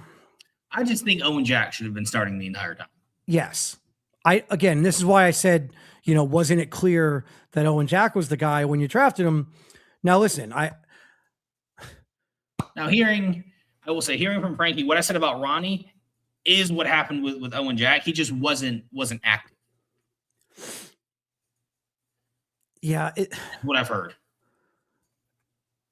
Yeah, he's on a contract year. It's tough because you want the guys to be active. I almost wish. Put it to you this way: if Miles McCain is exactly who he is right now, right? So he's about reload maxed out or whatever. You know what I mean? Mm-hmm. You just saw what Jacob McCall got paid. If Miles McCain is not active and he's not like a part of your Discord locker room, do you give him 45, 50 million a year, or do you just go find someone else? Because that's I 100% resign him. At this point, Miles's activity doesn't mean anything to me other than the fact that he's an assistant coach and he's the offensive coordinator and he's in the locker room and he's, great with the guys. That's his value as an active user. He doesn't have that much value in terms of earning reload bucks because, like you said, he's kind of maxed out. There's not a lot that he can do. Yeah, he can probably increase his break sack and he could probably increase his strength or his toughness or whatever. But like, those are probably the only attributes that he can even upgrade at this point. And yeah, he could probably save up for a cap breaker and get something in something else. But again, in the amount of time that it's going to take him to do all that, I can put him as a focus player. I can put in schemes and coach abilities and do things on my end to boost his development where I don't really care if he earns a ton of reloads anymore. I'd love for him to cap breaker. I mean, I'd love to get, but I mean, what is it going to cost him? 80,000 reloads to get +1 in awareness? Like, I mean, it could also just be the money thing. We saw McCall go for $45 million a year. He went, I want to pay Owen Jack that. Yeah, and I don't. So Owen Jack is in a walk year, right? No? Yeah, he's a contract year. Yeah, yep. He was the year before. So he's in a walk year, and obviously we haven't seen the signing yet. So either they're obviously having those conversations and negotiations right now, or he's locked and he's not even open to negotiations until week 8 or later. And I don't know what the best scenario is in that case. Like, do you want Owen Jack to perform well so that you feel confident and go out and re-sign him and then run the risk that, oh, well, it was kind of a flash in the pan fool's gold for a 7-week period. And now you've got him under contract for 4 years and you're kind of, oh crap, this is the guy that we had for those other 3 years. Yeah. Cause they still have to sign Cam Perkins first. Yeah. And listen, no disrespect to Matt Jones and no disrespect to Owen Jack, but Cam Perkins is probably a bigger priority, and Cam Jones is still there for a few more years, right? I think his contract isn't up until he's in his 30s. Oh, he's got 2 years. He's got 2 years this year, next year. And he'll be how old at the end of it? 30? 28. So again, I don't know what the rest of their finances look like, but I could make an argument that Matt Jones is under contract for how long? I think 4 years. Okay, I would make the argument Yeah, 4 that years. I'd make the argument that it's more important to have Matt Jones right now and playing him because he's there for the next 4 years. And in 2 years, you're going to have to re-sign Cam Perkins and Cam Jones. You're not going to let Cam Jones walk. So you're going to sign him or you're going to trade him and basically, reset the organization, reset the timeline and just acquire a ton of younger talent. But those two guys are a bigger priority in the next 2 years. And so do you want to re-sign Ronnie Shanahan right now, knowing that that's going to eat up, Owen Jack. Do you want to re-sign Owen Jack right now, knowing that that money is going to eat into the money that Cam Perkins is probably not going to be a ton because he's a running back? As you bring this up, CC is also up for contract in 2 years. Okay, so there we go. So CC, just like we saw Lito Loso reset the market, CC's going to be up there also, right? So CC, Xavier Eves, Richard Grooms, like these are all guys that are going to be up there in the realm of resetting the DB market. And the Dreadnoughts are going to have to re-sign CC, Cam Jones, and Cam Perkins. And I think that, again, this goes back to the conversation we had about what separates the really good GMs from just the average ones is being able to have that like extremely difficult conversation where, well, I kind of like Owen Jack more for the long term, but I'd have to pay him right now a bunch of money that I don't really want to give him because I want to save it for Cam Perkins, CC Ekunechukwu, and Cam Jones. And, oh, yeah, I've got Matt Jones already under contract. That money's already allocated. So I don't have to worry about any additional expenditure in trying to re-sign those other three guys. Like that's the really difficult part of this job. And unfortunately, we don't know whether we're going to come out on the right end of it. Like Frankie's been in this league long enough. I'm probably not saying anything right now that Frankie doesn't already know or isn't already thinking. The problem is Frankie doesn't know if he's going to make the right decision. So I think that's part of the reason Owen Jack's being thrown out here this week is to just let Owen Jack play it out and see if he plays himself into the contract. Or plays himself out of it. Plays himself onto another team at the trade deadline. But again, it's the same thing. Listen, if Jacob McCall is able to get $45.5 million from Salt Lake City, was traded in the offseason. He wasn't traded mid-season. So where does he go mid-season? I don't know. I mean, there could be somebody. There could be somebody out there. What if? I don't know. That's what I'm saying. Like even the okay. What about the Barons? What if Jabri Jackson is on the Barons and the Barons go into the week 6, week 7, week 8 trade deadline timeline and what are they now? 0-3? What if they're 0-3? What if they're like 0-7? What if they're 1-6 or 1-7? Wouldn't you rather? They already have Dorian Chavis on the roster, who's 22 and 77 overall. You don't think Owen Jack's better than Chavis? I do think Owen Jack is better, but do you want to pay Owen Jack $45 million a year?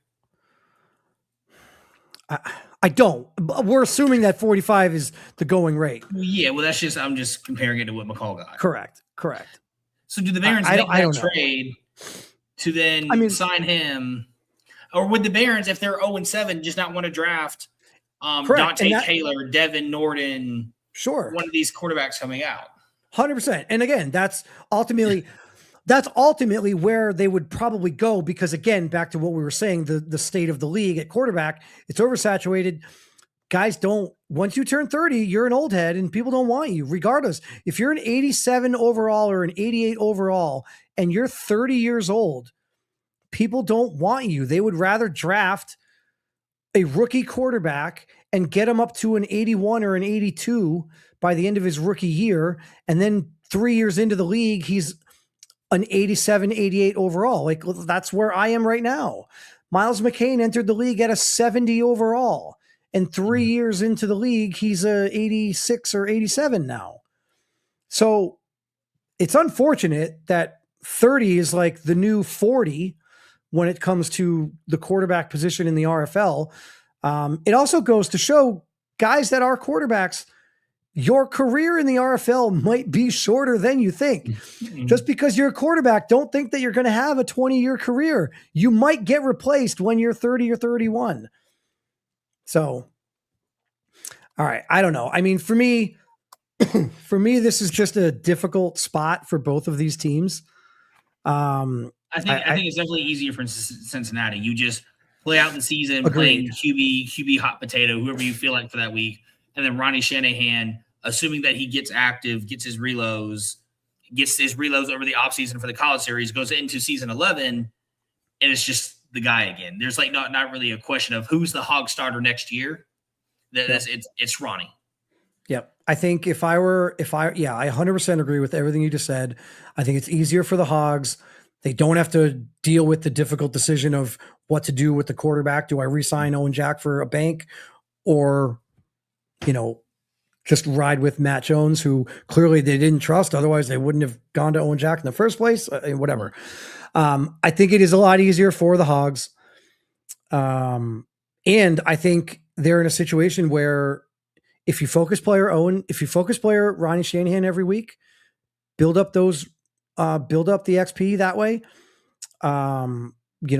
Do everything you possibly can to build up. I don't know what the other is. Lane Kearney mentor? He's old enough for it. Let me go see. I mean, if Lane Kearney had the mentor trait, that would be fantastic. You put Ronnie Shanahan as a focus player, and then you've got Lane Kearney as a mentor. If he is like that, a little tiny additional boost of XP, you get Ronnie Shanahan maybe 2 XP upgrades between now and the end of the year, and then you focus hard and you go at it. Lane Kearney is a mentor. Okay, so the mentor trait for Lane Kearney is going to help Ronnie Shanahan. So yeah, I think you focus player Ronnie Shanahan every single week, and you probably go full pads. Like I go full pads in training, and I go focus player every single week, and I max out on the training XP. I max out on the focus player XP.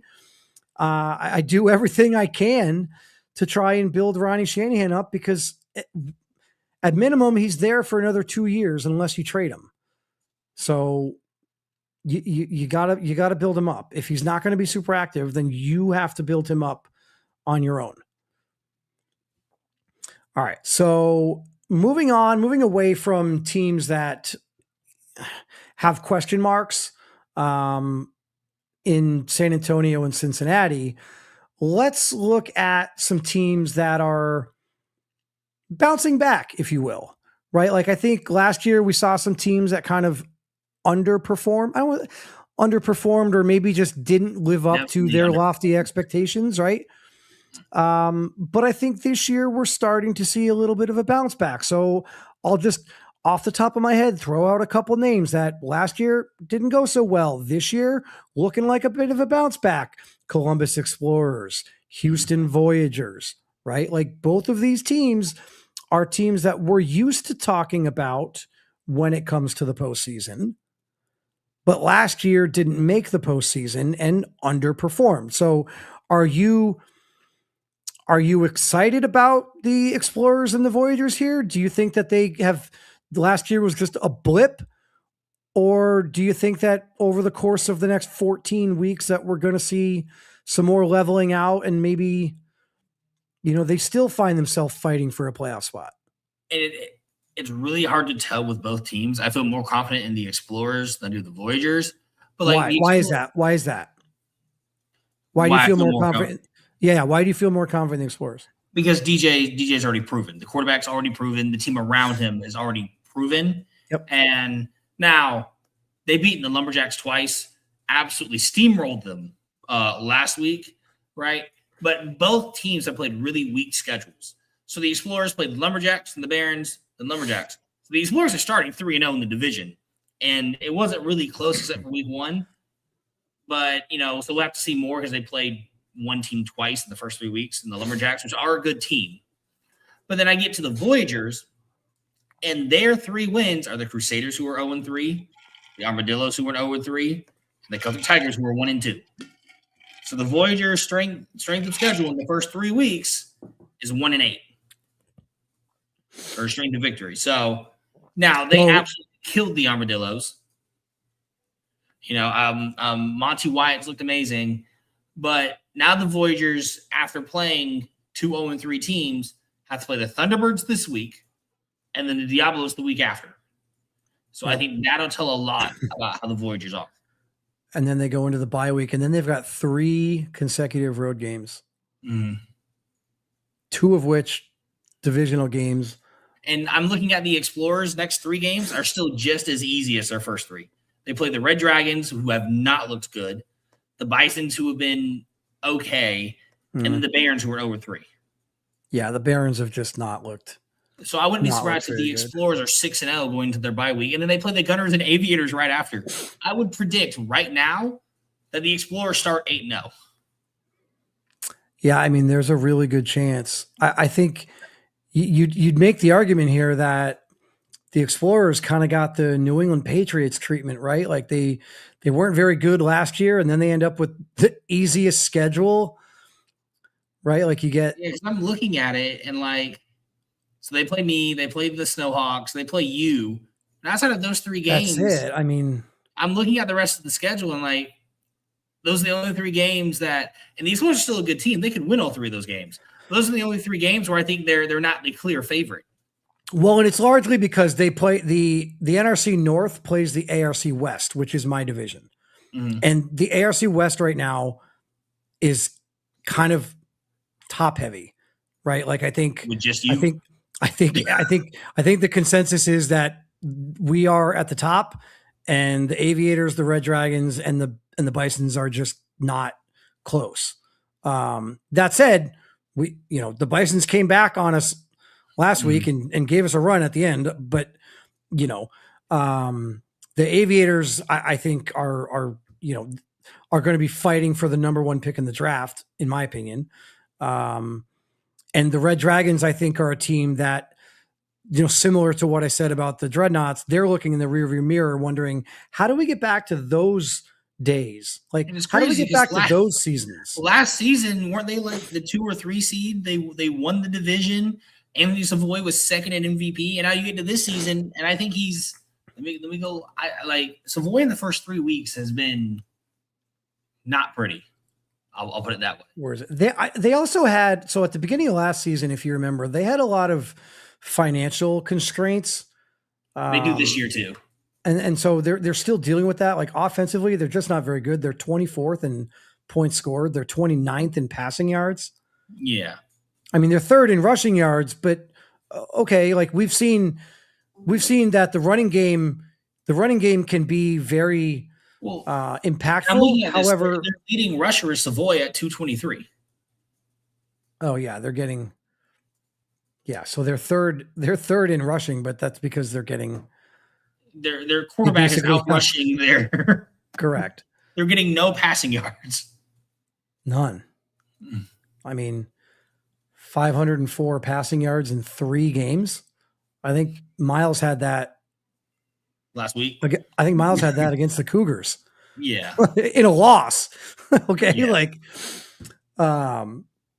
504 passing yards in 3 games isn't good. But again, if your quarterback is taking off and running for, 85, 100 yards a game, that obviously is going to happen.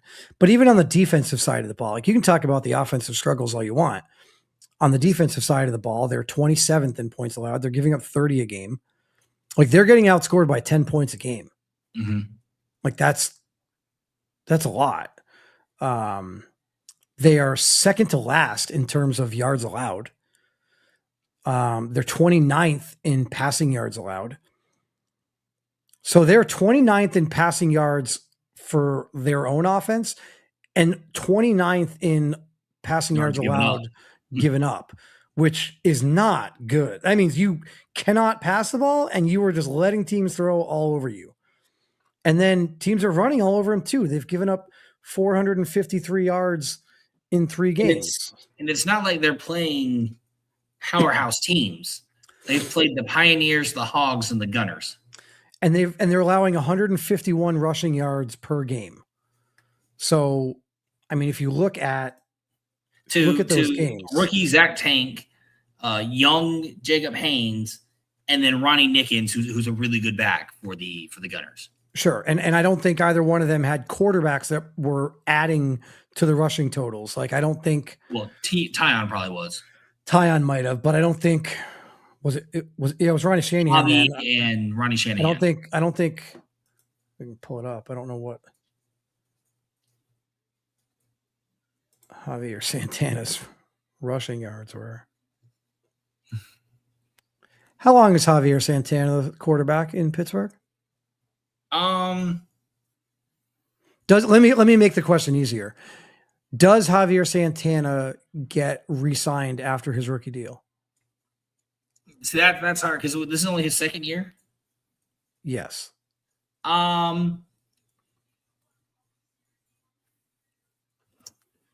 Probably. You think? Yeah, I mean, even in a league where we are clearly quarterback saturated, and there's 5 new quarterbacks that enter the league every year. I think that's going to come down to the same thing as Owen Jack and Ronnie Shanahan, how active he is and how good he makes it. Like, if he's active every day, gets his quarterback to a high overall, and has decent, like, he leads. So this is his second. He's got 3 more years on his deal, or is it 2? Was he a rookie last year or 2 years ago? Well, he's got this year and then next year 2 more, right? Let me. I forget which class he is. He the same? He's on his second year. He was a rookie last year, right? He was a rookie last year. Okay. Right? Why do I feel like no? I feel like he's in Miles McCain's class. Well, then maybe he was built incorrectly because it shows that he's got 1 year pro. But I agree with you. I don't think he was in the same class as Ronnie Shanahan. Yeah, I think Jordan Granger and Ronnie Shanahan were in the same class. But Javier Santana was the year before that with Owen Jack, right? Yeah, so he's got this year and next year. I just looked. He's got this year and next year. Okay. So that means he has to, if he makes the playoffs, I think if he makes the playoffs at least once and is competitive in the other, they re-sign him. All right. But if he misses the playoffs both times, then no, I don't think so. Who would you rather have, Owen Jack or Javier Santana? Like for this season right now? No, moving forward. You were the general manager of the Lumberjacks. Well, that you see. I mean, the Pioneers, sorry. Yeah, but that comes down to Javier Santana still has 2 years left. If I trade for Owen Jack, I have to sign him right here, right now. Mm-hmm. So but Javier Santana's on a rookie deal, and you can, I'd rather roll with Santana for another year. See, like if we're 5-3 at the trade deadline, I'm just going to roll with Javi. If I'm 0-8, then yes, I probably consider getting him. But we just saw Javier Santana beat the Cougars, and they're 2-1. Yeah. So I think it's interesting.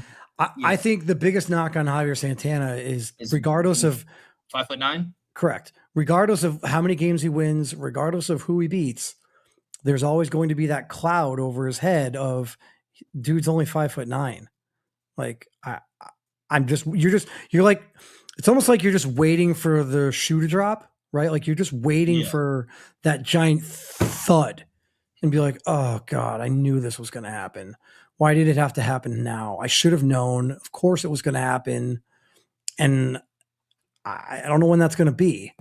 But I mean, he's got good underlying 93 throw power, 92 mid accuracy. I mean, 92 mid accuracy for Javier Santana. That's, I mean, attributes are there. I guess you could make the argument that given what his attributes are, his overall is being brought down because of his awareness, which is something that he should be fixing with his reloads if he was active. Yeah. I mean, if he were to boost his awareness by 10, he would probably go from a 78 to like an 85. Same thing with his deep accuracy. That's only a 79. Yeah, you know what?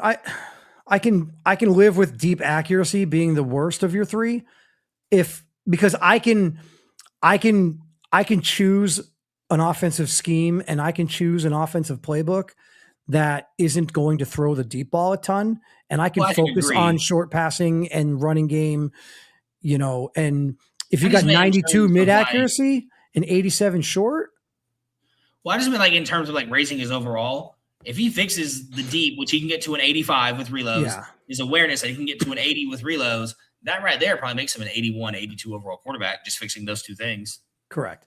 Yeah, so medium accuracy is the most important. I just saw Hodge post this in the comments. Medium accuracy is without question the most important one. And if you don't know, it's I guess I'll be the one to um, spoil it for any coaches out there who think that we have a leg up on someone. I'm sorry, I'm going to give this tip away. Short accuracy.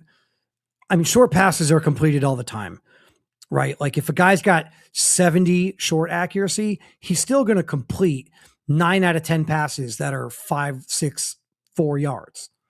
Yeah. Medium accuracy is where things get a little bit tricky. And depending on the playbook that you're in, you might throw a lot of medium passes. Because if And I those remember how ones are Madden not. does it, short is from 0 to 10, Yep.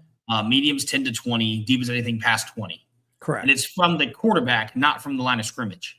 Is it from the quarterback, from where he's standing? I thought it was that from I've always wondered, but never actually knew for sure. Hodge, do you know? Maybe you know. I think I thought it was from where the quarterback is, and that's I why don't know medium how- becomes so important. I don't know how Madden would calculate that. Like, can Madden calculate the yard line that the quarter is back as they're scrambling? Well, no, it wouldn't be kind of the yard line. It would just count the distance from him to where he's throwing. Right, but that's my point. Can they calculate the yard line? Oh, he that says he's it's from the line on? of scrimmage. Yeah, that's what I thought. Okay. Because I don't think they can do that. I think because when they talk about like yards per throw, they're talking about from the line of scrimmage. Because I don't think Yeah. Madden can. If Miles drops, if Miles does a 7-step drop and he goes back 5 or 6 yards, I don't know. And then he moves around in the pocket and moves forward 2 yards. That seems like EA would break. So Madden would break if it tried to calculate. I thought it was from the quarterback. Because technically, like if I drop 50 yards back, well then now if I'm throwing it, I have to throw 70 yards to make it a medium accuracy pass. That's why I thought it was from the quarterback. Yeah, I think Hodge and I are. If it's from where the quarterback is standing, that is a wild thing for EA to try and implement because, I mean, guys move around all the time, right? Like it's easy to calculate the line of scrimmage because every single play, the line of scrimmage is set. But if you're then calculating air yards and average yards per pass and short accuracy attribute rating versus mid accuracy attribute rating based on where the quarterback let go of the ball. Well, geez, what if it was first down in 5 and the quarterback drops back 6 yards? Well, now that first down throw is technically your medium accuracy, not your short accuracy, because you're throwing it 11 yards instead of 5 yards. Like, yeah. So like my thing is though, is how do you determine it when like they run back 20 yards and then try to throw it 10 yards past the line of scrimmage? Again, I think it has to be. It's still short accuracy. Got to be the line of scrimmage. If for no other reason, I don't think EA could build the code into the game where on every single play they've got a different quarterback moving around, and depending on where that quarterback is when he lets go of the ball is going to then trigger which attribute grade they're using for that throw. Is it the short accuracy grade or is it the medium accuracy grade? Like that's a lot of immediate programming, whatever. Yeah. There's smarter people than I when it comes to that stuff.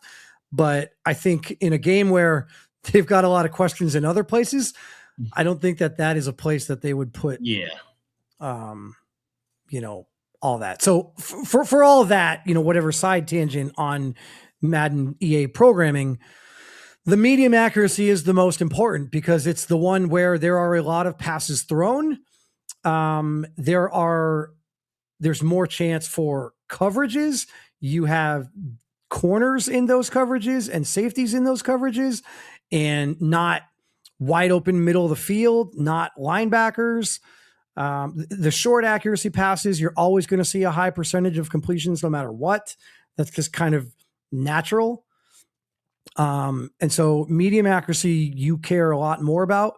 Deep accuracy, you want, but the reality is, how many times per game does your quarterback throw the ball 20 yards down the field? Maybe 5 or 6 at most, right? And so if you've got 99 deep accuracy, okay, that's great. So you're going to complete 2 out of 5, 3 out of 5 of your deep passes. Like hopefully every time you complete a deep pass, it goes for a touchdown. So yeah, medium accuracy is definitely the most important one there. Any other teams that you look at? So we talked about the Explorers, we talked about the Voyagers. Any other teams there? For bouncing back, or just teams in general? No, just like bouncing back. Like, I mean, teams in general, like, sure, there's teams like the Diablos, teams like the Miners, like those are good teams. We're not bouncing back. I guess the Cougars already matched their win total from last year. Okay. I mean, I think that's kind of, I guess that's the obvious one, but I guess other than that, like the Pioneers were 1 game out of the playoffs last year. The entire ARC East is always competitive. Like I think everyone else is kind of just as is, or as it was last season. They are who we thought they were. Yeah, pretty much. How about in-season bounce back? Are the Condors going to bounce back? Are the Condors going to bounce back? I don't know, considering they played 5 straight away games. I mean, they're 1-2. I mean, was last season like the anomaly? And maybe it was, right? Wasn't last year the first year we had all teams in the same file?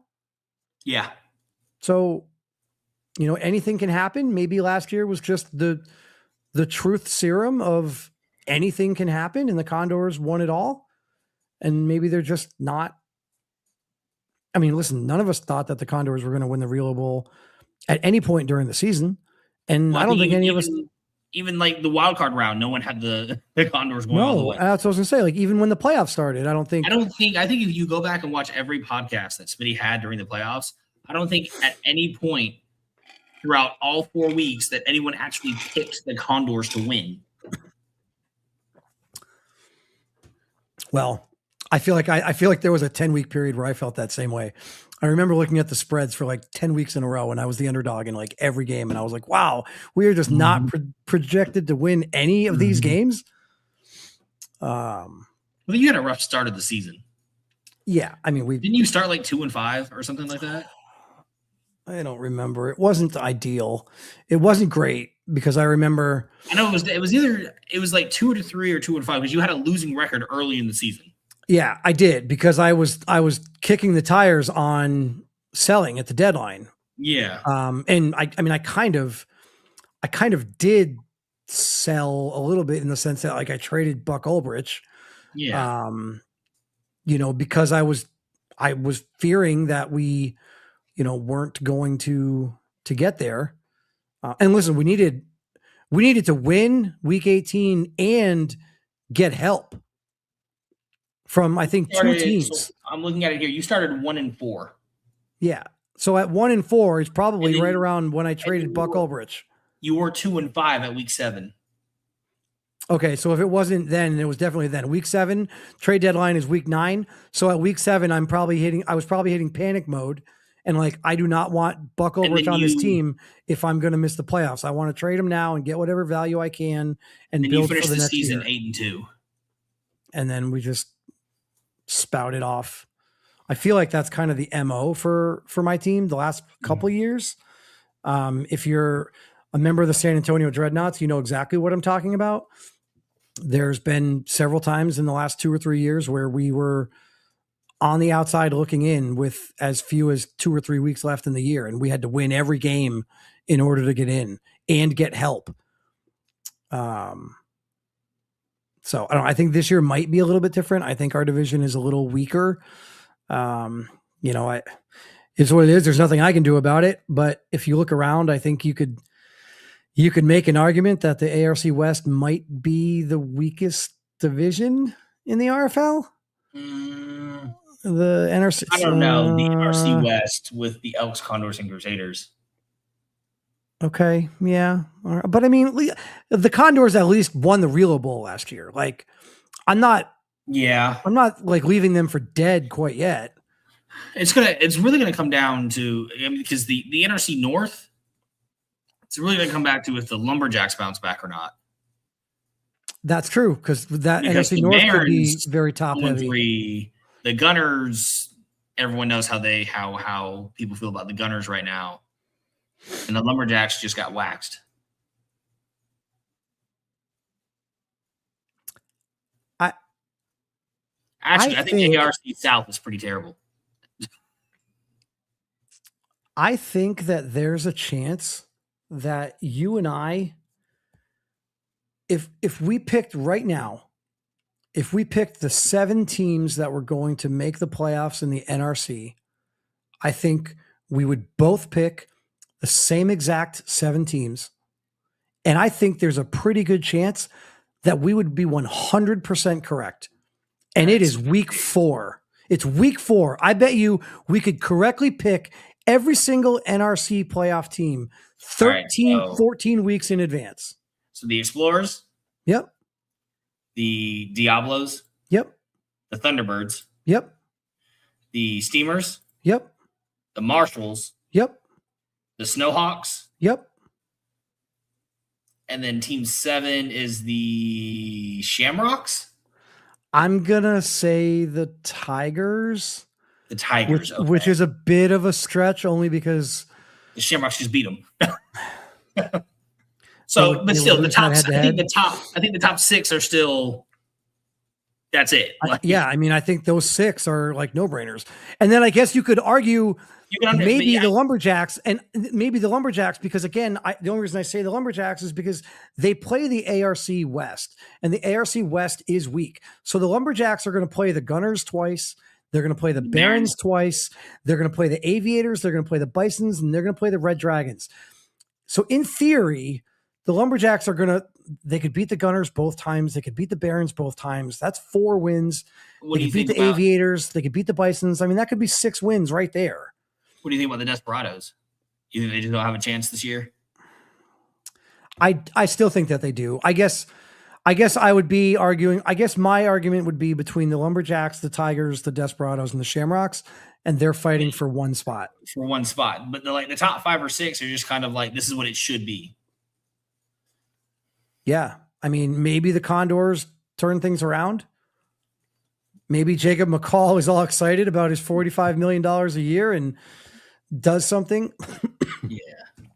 But the Gunners are 0-3 or 1-2? The Gunners are 1-2. They beat the Red Dragons.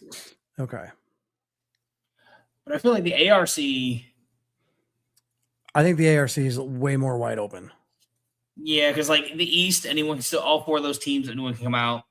In the North, I think it's a 3-man race between the Huskies, Cougars, and Pioneers. Yep.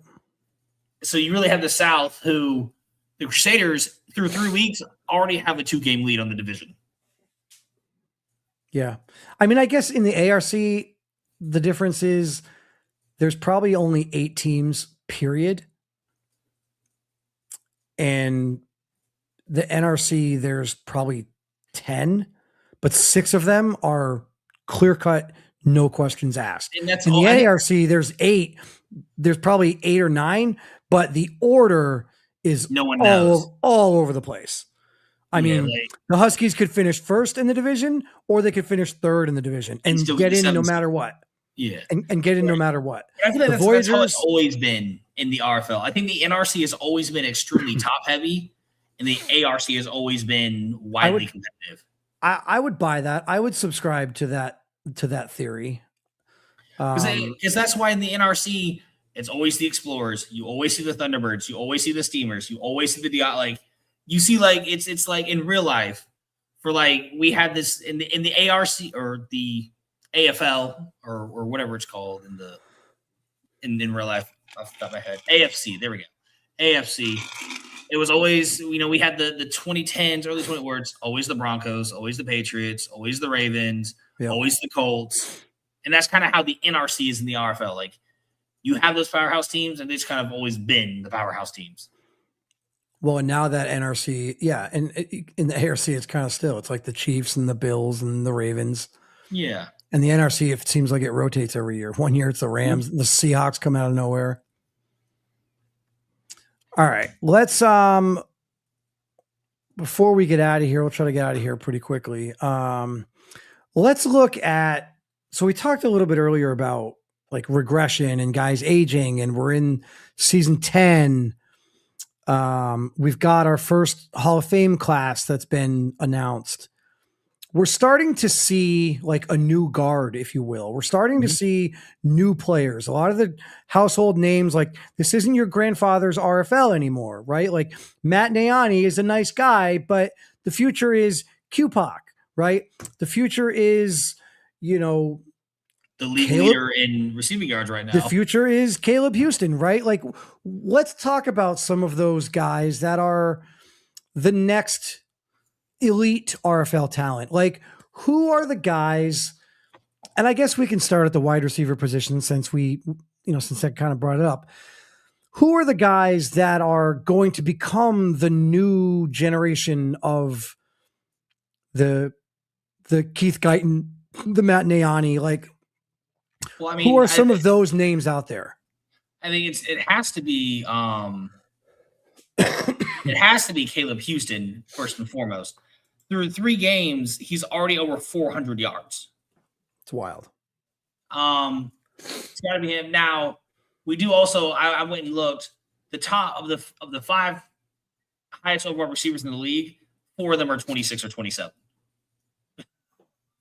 So maybe receiver wasn't the best one to pick, but yeah, Caleb Houston, Sharkley, QPOC, Amari Harris.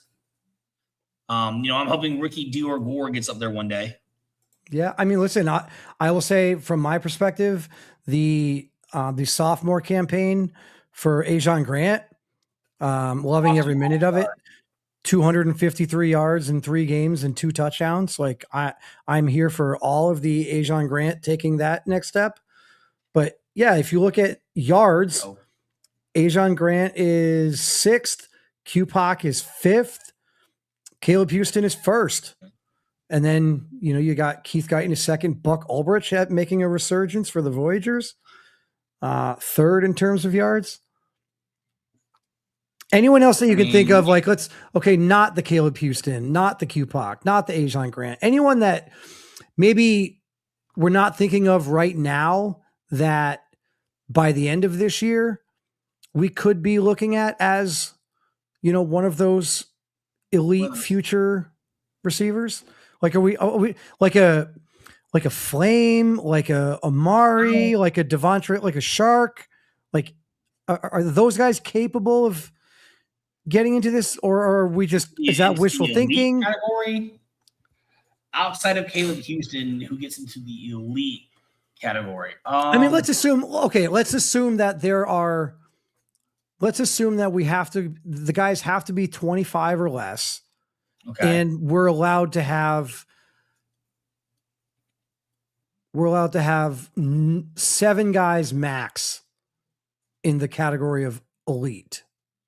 And they have to be 25 or less. I guess if they're 25, no. I guess if they're 25 or less, then we're only allowed to have like 3. I was going to say 3 or 4. Yeah. All right. So then, are we picking? You want to do like a draft? Like, we'll I'll pick one, you pick one.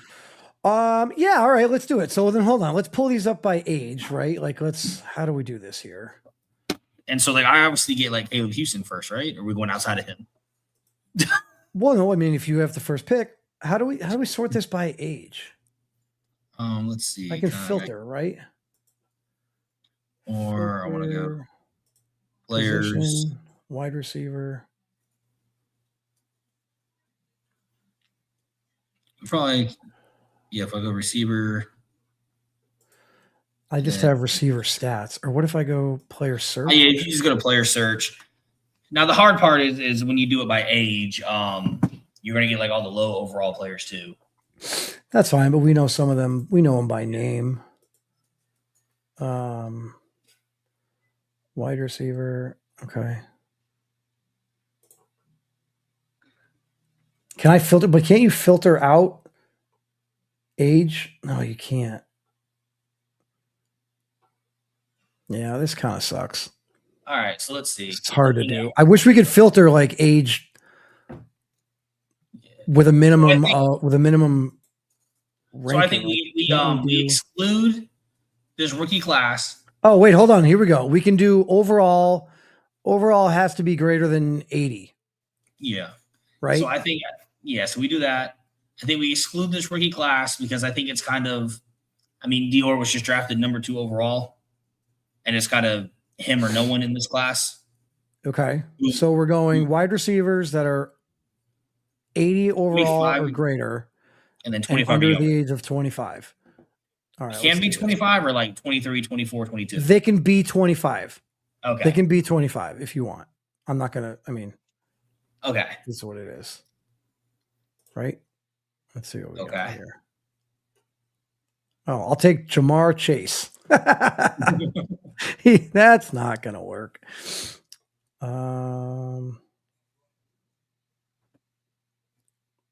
Well, yeah, 25 counts, 26 doesn't. Otherwise, we'd be taking Cam Jones.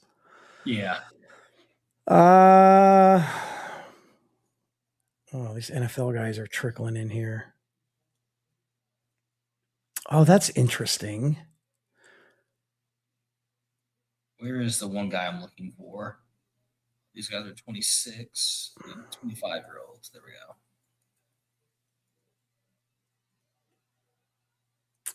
Yeah, this is okay. All right. I didn't realize Mike Martin was only 25. Yeah, I also didn't realize Roy Kincaid was. All right, so maybe we should go 24 or less. 25. I mean, listen, I wouldn't take Roy Kincaid. If I gave you Caleb Houston, I'm still not taking Roy Kincaid. I know. Well, I don't think there's actually that. Now that I don't think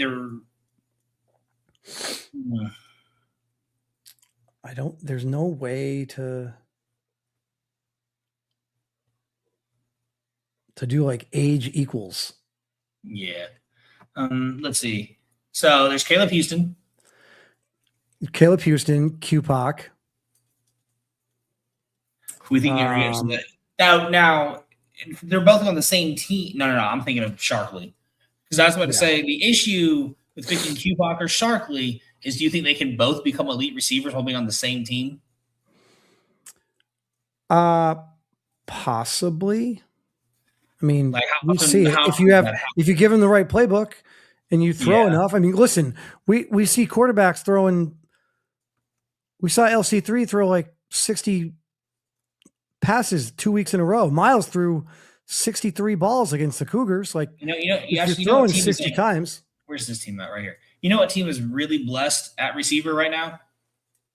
It's the Pioneers with DJ Evans and Pharaoh Reigns. DJ Evans 23. Okay. Pharaoh Reigns only 25. I mean, how much better is that than Piku McCullough at 27 and Ajon Grant at 22? Or Connor Jameson at 22 and I don't know. What do you think of? I mean, we're putting Caleb Houston up there. I think we're putting QPOC up there. I think we're also. I think we're close to putting Sharkley up there. I mean, I'm putting Sharkley up there. Yeah. If it's me, I'm putting him up there. And quite honestly, if you told me that I had to choose between QPOC or Sharkley, I would probably lean towards Sharkley. But that's just because the dude's 6'6" and he's got 96 speed. I mean, that's why I took a bit of a freak. Because Gore is 6'6" with 96 speed. Yeah, like nobody blames you. Nobody blames you for doing that. Pecon's only 23. He just took over the starting role. Yeah, but he hasn't done And anything. Like he hasn't. Well, he currently leads the Snowhawks in yards over Curry, over LeCavier, over everyone else. And that's fine over a 3-game sample size, but like he wasn't Yeah. a starter for. Well, I'm just trying to. You said pick receivers under 25. That's probably someone who people aren't looking at yet because he doesn't have the huge sample size. But over 3 weeks, he's the leading receiver. Yeah, I mean, I think there's guys like I think a lot of people are sleeping on a DJ Evans. Well, yeah, that's why I brought him up earlier. I think, I mean, obviously it's easy for me to say somebody on my own team, but I think a lot of people are sleeping on a guy like Ajon Grant. I also kind of think that a lot of people are sleeping on a guy like Connor Jameson, but I mean, obviously I get to see those guys more than anybody else. I think there's some other guys that I feel like maybe are not. Marcus Young on the Barons is still only 24. Yeah.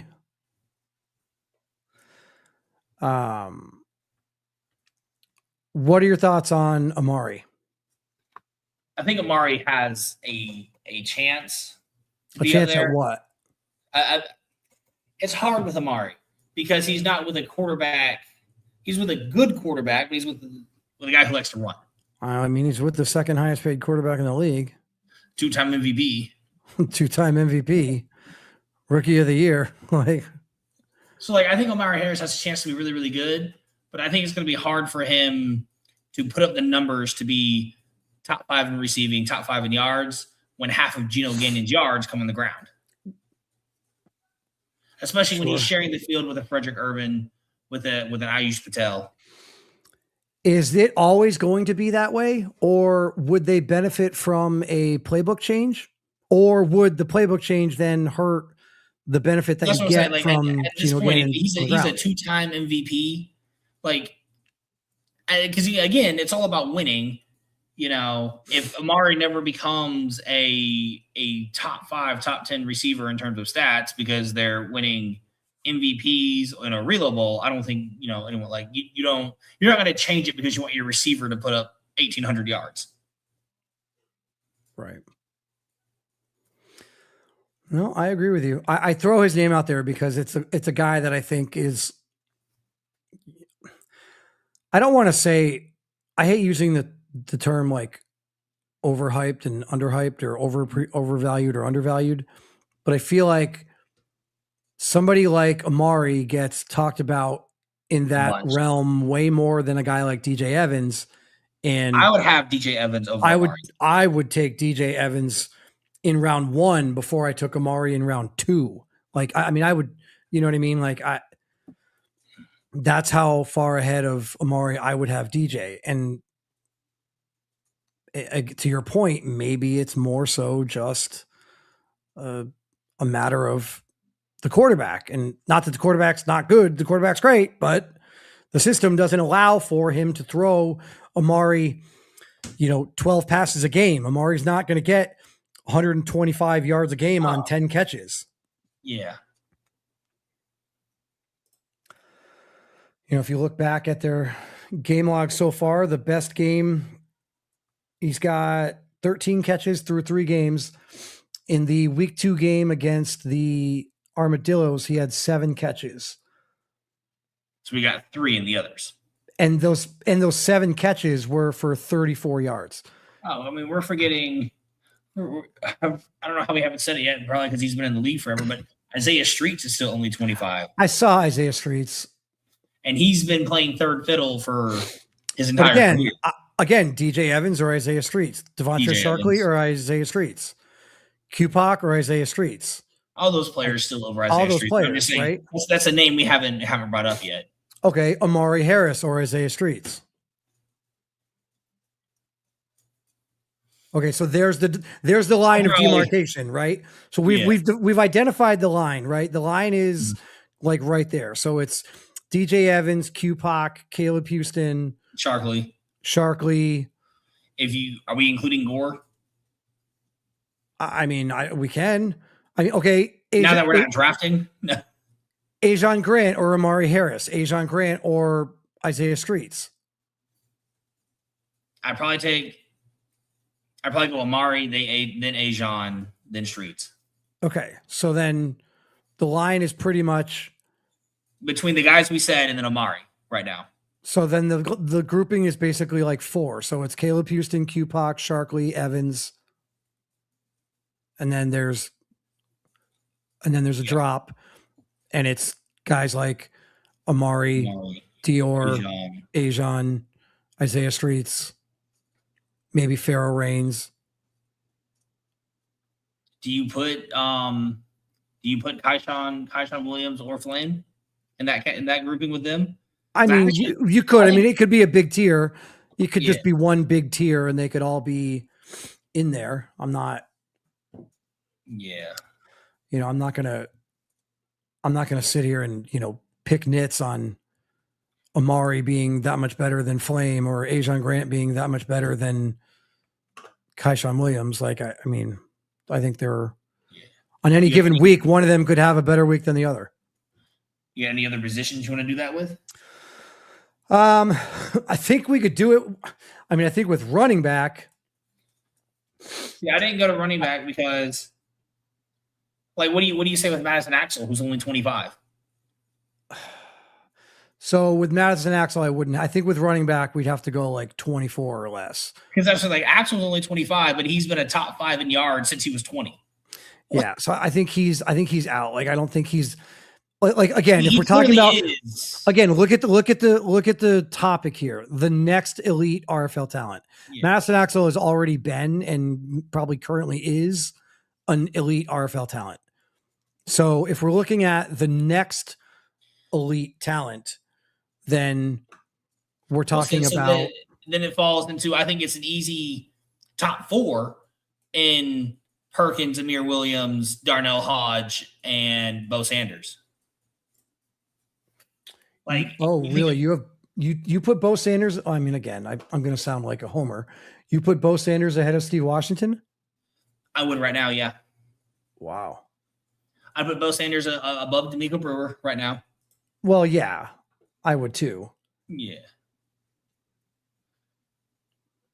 But I think it's just because Bo Sanders has all this hype coming from the college series, and it's only been 3 weeks. And Steve Washington had the pleasure of going to the minors and being able to be a part of a really good team really quickly.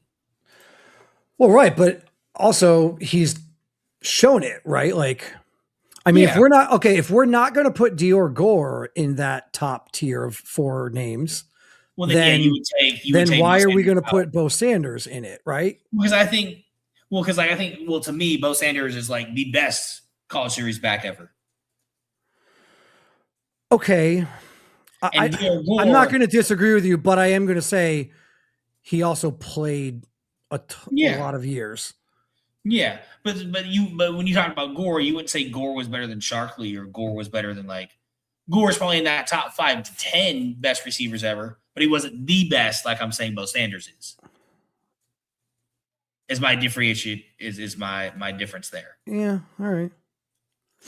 I mean, I would probably if Dior Gore, Devontre Sharkley, and Caleb Houston are all in the same draft class, which one are you taking first?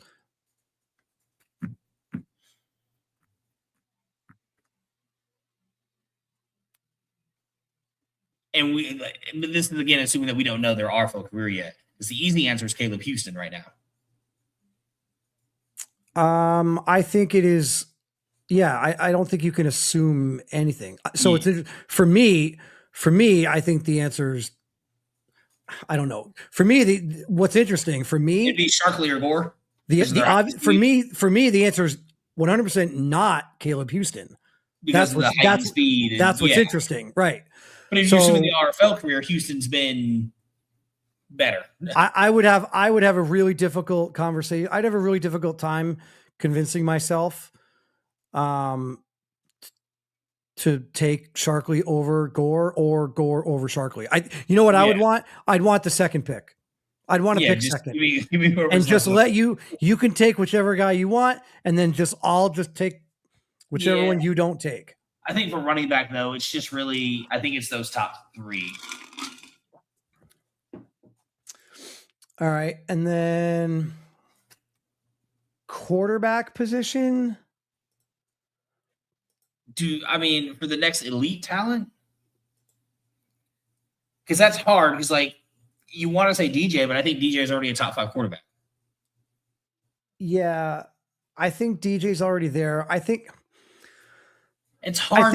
I think this one's tough because I think the only names that really make any sense in this category are Miles McCain, Calvin Poole, maybe Leo Moon. Like I don't think Kai Cash is going to be an elite quarterback. I don't think Kai Cash is going to be elite. I don't think it's too early for the 3 first-round rookies. Yeah, I don't think we can do that. I don't know that Tajay Gaddy is going to be. If Monty Wyatt keeps playing like he is, he has a chance because he. I feel like we're going to be arguing between Miles McCain, Leo Moon, Calvin Poole, and Monty Wyatt for like the next 5 years over which one of them is better. Yeah, and then I think between the 3 first rounders this year, one of them will emerge. Will emerge and be not saying that all or maybe 3, multiples. I mean, maybe multiple. maybe 2 of them are all. Maybe they're all better than Monty Wyatt. I mean, yeah, it's like Jane Young's not even playing this year, so there is no real. Right, you can't really say anything. No. Yeah, I mean, I would have. It'll be interesting. So Friday night, we play the Huskies, and I truly believe that of that quarterback, that 2-year quarterback window, right, where there's the class of Tajay Gaddy, Monty Wyatt, Miles McCain, then the Kai Cash, the Calvin Poole. I think when we're looking at those 2 quarterback classes, I think that the 2 best right now I think that the 2 best ones are Calvin Poole and Miles McCain, and they play each other on Friday night. I think Leo Moon is probably 3rd. I'm not quite there on Monty Wyatt. Maybe him and Leo Moon are fighting for 3 and 4. I'm not there on Tajay Gaddy. I'm not there on Kai Cash. Obviously, DJ has already separated himself. I don't know if I'm forgetting another quarterback. I feel like that's the group of 4, right? Monty Wyatt, Tajay Gaddy, Kai Cash, Miles McCain, Leo Moon. So those 5, I think Friday night between Calvin Poole and Miles McCain, we are seeing the top 2. And then I think the Leo Moon and the Monty Wyatt are the 3-4. Did you catch that, Forbes? Do you agree or disagree? You said it's Poole, McCain between the 5. If there's if we're taking those two quarterback classes from those 2 years, right? The Kai Cash, the Monty Wyatt, the Tajay Gaddy, the Calvin Poole, the Miles McCain, right? If we're taking those 5 quarterbacks, I don't think I missed one, but if we're taking those 5, okay, fine. McCall. We'll add Jacob McCall. How could we forget? We talked about him for 20 minutes. And we'll throw in McCall. So if you're taking those 6 quarterbacks, I think that the top 2 are debatable between Calvin Poole and Miles McCain. Interestingly enough, they play each other on Friday. Yeah. Then I think you're debating 3 and 4 between Leo Moon and Monty Wyatt. Yeah. And then I think you're debating, I think Jacob McCall is probably 5 and Kai Cash is 6. Where's Tajay? 7? Oh, no, Tajay, I'm sorry. Did we not?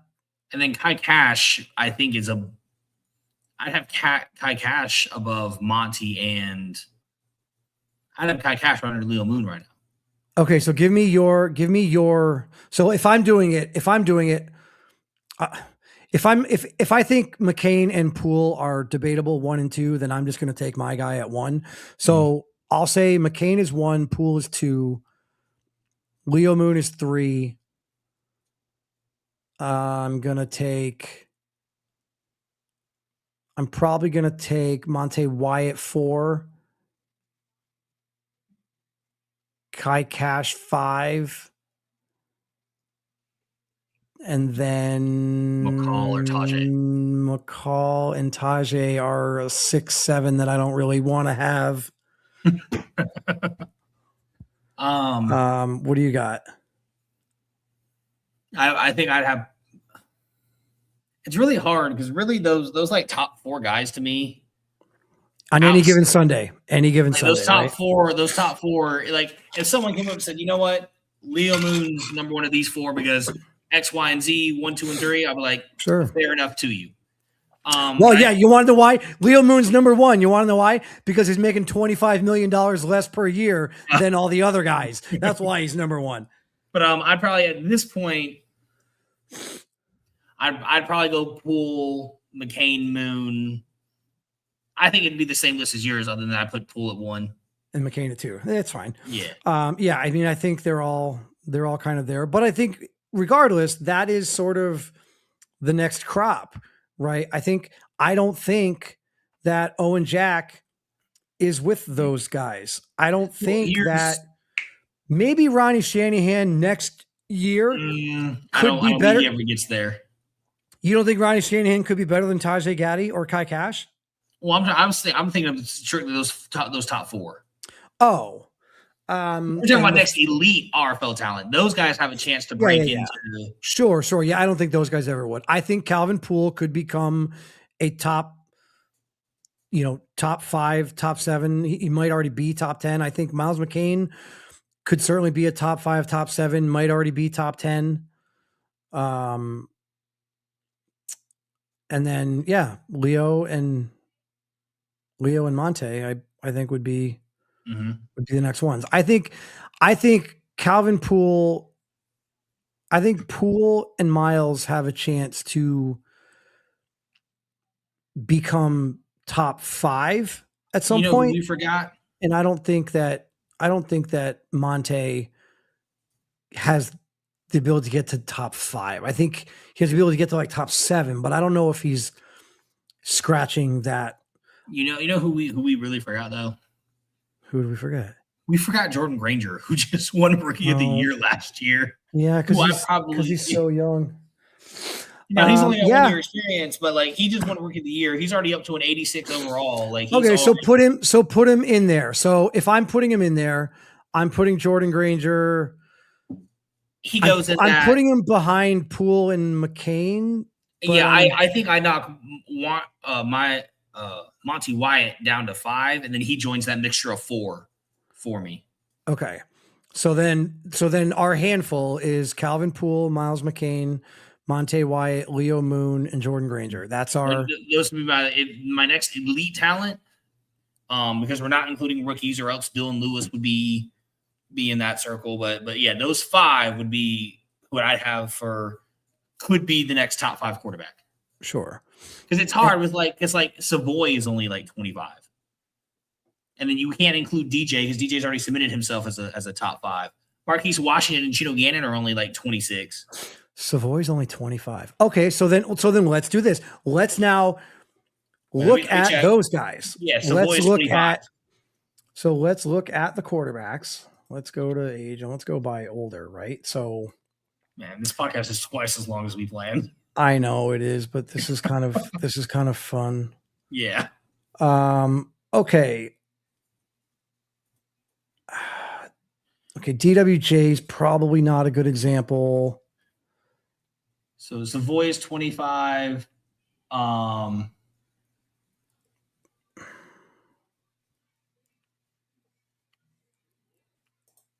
Let's look and see here. Joseph Torres is 25. Okay, here we go. Here's one for you. Justin Jones is 26. Yeah, but Justin Jones, so I'm going to ask you this question. Preston Schroeder, or where does Preston Schroeder fall into that grouping? Moving forward, Preston Schroeder or Miles McCain? Oh, that's hard. That's why like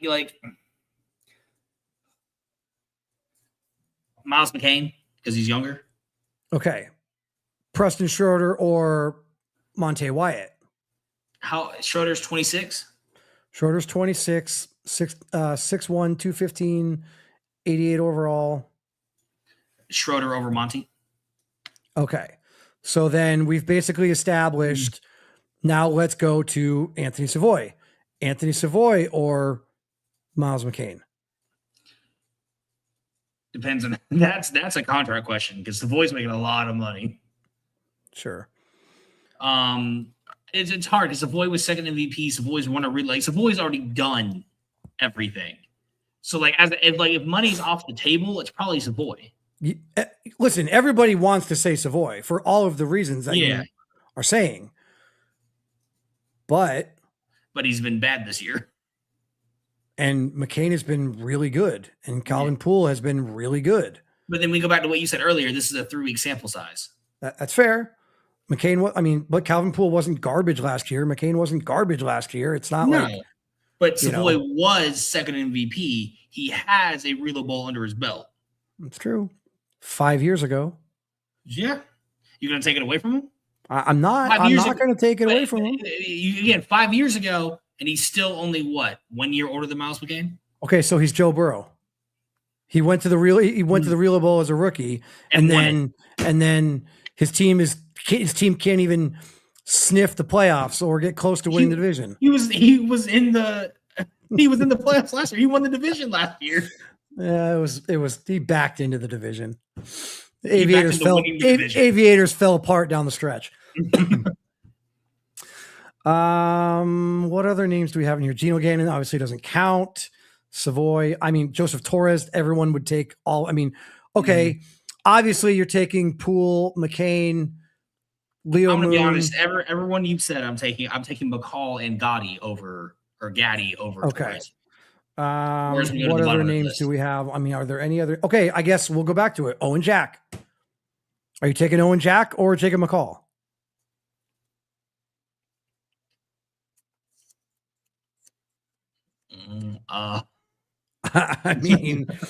I'm taking Owen Jack simply because he's not going to ask for $45 million a year. Yeah, I gotta see Owen Jack play. I gotta see Owen Jack what he's asking for because we haven't seen Owen Jack yet this season. Frankie, if you're out there, tell us how much Owen Jack is asking for. Because if it's under $45 million, then I'm taking Owen Jack over Jacob McCall. That being said, I'm also the person who said Jacob McCall might win breakout player of the year. He still could. Tyon's 23. Where do you put him? Who else do we have? I don't really think there's any other. Jacob McCall, Tajay Gaddy's 23. You don't want to rate Tyon? 23. Tyon? I haven't seen anything out of him. He played 3 games. Where do you put him? Would you put him above McCall? No. I haven't seen him do anything. I can't sit here and tell you that I'm going to make a case for Jacob McCall winning comeback, bounce back, breakout player of the year, and then turn around and tell you that I think Tyon Nickerson, who's played 3 games in the RFL, is better than him. Yeah. It's so crazy that Savoy is 25. Like, it's not like it doesn't feel like it that he's only 25. Yeah, I did not realize that at all, especially when McCall is 23 and Gaddy is 23. Leo Moon is 23. Because all these quarterbacks 23? Miles is 23. It's because they all came out. They all came out when they were 20, and McCain came out when he was 21.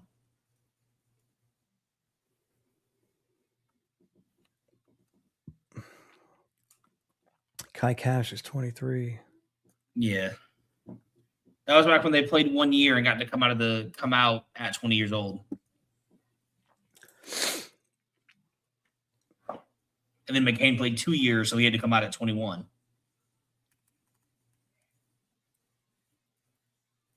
We can do this compare feature. I think you can only compare 3 players at a time, though. Yeah. All right. So let's compare 3. Who do you want to compare? Give me 3. 3. Your turn. Your turn. Give me 3 guys. Let's compare them. Are we still doing quarterbacks? And then we'll get out of here. No, we can do quarterback if you want to stay there and keep going with the theme that we have, or we can go to a different position. Do Lito Loso, Xavier Eves. Ooh, love it. And love it. And Richard Grooms, Richard Grooms. or what about who's the other one? I feel like there was a third corner in that class that we always forget about. There was CC. No, he's the year after. Oh, technically, I got a corner out of that class. That was a UDFA that I Patreoned. If you want to put him in there and see how he compares. I'm not putting an undrafted. What do you mean? He's a 90 overall now. I don't care. Or 89. How'd you get an undrafted free agent to an 89 overall in 2 years? It's been 4. I got him the same year. He's the same class as Lito Loso and Xavier Eves. It's been 4 years. How did you get him to an 89 overall in 4 years? Because What was his overall? He was a 70 flat. And then I Patreoned in the last 2 years. You can't Patreon a guy 2 years in a row. Yeah, you can. Well, Smitty let me. No, you can't. Smitty let me. I don't know what to tell you. Well, that's how you got him to an 89. Whoops. We'll cut that one from the archives. What do we say? Lito Loso, Richard Grooms, and then Xavier Eves. Was there one more? I thought there was one more corner because Richard Grooms was the class after. Okay, so was it Zamar Scruggs that he just went AF? So Richard Grooms is better. So Lito Loso is a 91, Richard Grooms is an 87, Xavier Eves is an 88. Lito and Eves are superstar, Grooms is star. So yeah, okay. So it was Zamar Scruggs, but he disappeared as a user and never upgraded. Okay, so here we got them all right here. You can see the contracts where Eves got that franchise tag 2 out of 5. Or not the franchise tag, the 5th year option. Yeah, the 5th year option. Richard Grooms is still waiting, and then obviously Leo just got paid. Now scroll. Okay, so what always had Eves was the 6'3", 210. Yeah, which I like. 96 speed. Yeah, I think Eves is a little bit of a unicorn, right? Like you don't expect your corners to be 210, and if they are, you don't expect them to have 96 speed. Because I think that was the big thing going into the draft in this draft is that Lito was the better corner, but Eves was the athletic freak. Yeah, who seemed like every time you threw it his way, he picked it off and took it to the house. Yeah. Yeah, I mean, if I'm taking these guys, listen, I loved Xavier Eves. I remember the draft process, hoping that he would fall to me. I think I had pick 13, and I tried so hard to get in the top 10, and I think he wished. I wish that there was. I tried. I wanted him to fall to me so bad, and I knew he wasn't going to. So I really, really, really do like Xavier Eves. But I mean, I don't think I can put him ahead of Lito. If for no other reason, the awareness of Lito's awareness and play rec. Like I love Xavier Eves' speed, but Lito's isn't bad. Like it's not a detriment. Well, I mean, what we're seeing here with these guys is like the difference of being an active user and not. Sure. Yeah. But even as a non-active user, when they were drafted, they were relatively the same. I think the consensus was Lito was the best. And in terms of attribute ratings and stuff like that, they were relatively even. Sure. And then now through 4 years, we've seen the difference that it makes. That Lito's here is 24/7. That's why his awareness is an 87, and Stevens is an 80. I think it also shows the difference between being a coach team and a CPU team, is that the coach, when it was Rummel before, Hodge now, is able to build Lito better than Eves, who just gets upgrade. Yeah, the regular. Yeah. I mean, all of them, 74, 75 catching, like Lito with almost 99, 87 to 88 in zone 90. I mean, 92 on the low end for man coverage. Mm-hmm. Like, yeah, these guys are Richard Grooms and Xavier Eves and CC are probably going to end up resetting that market, and that Lito Lisso contract is going to look good. You knew your question from earlier with Gore, Houston, Sharkley.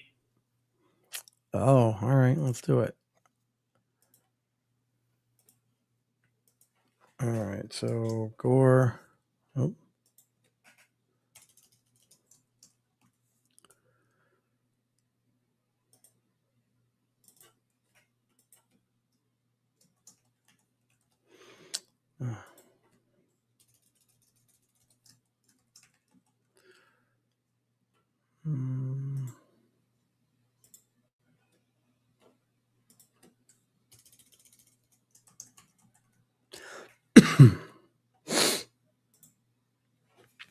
All right.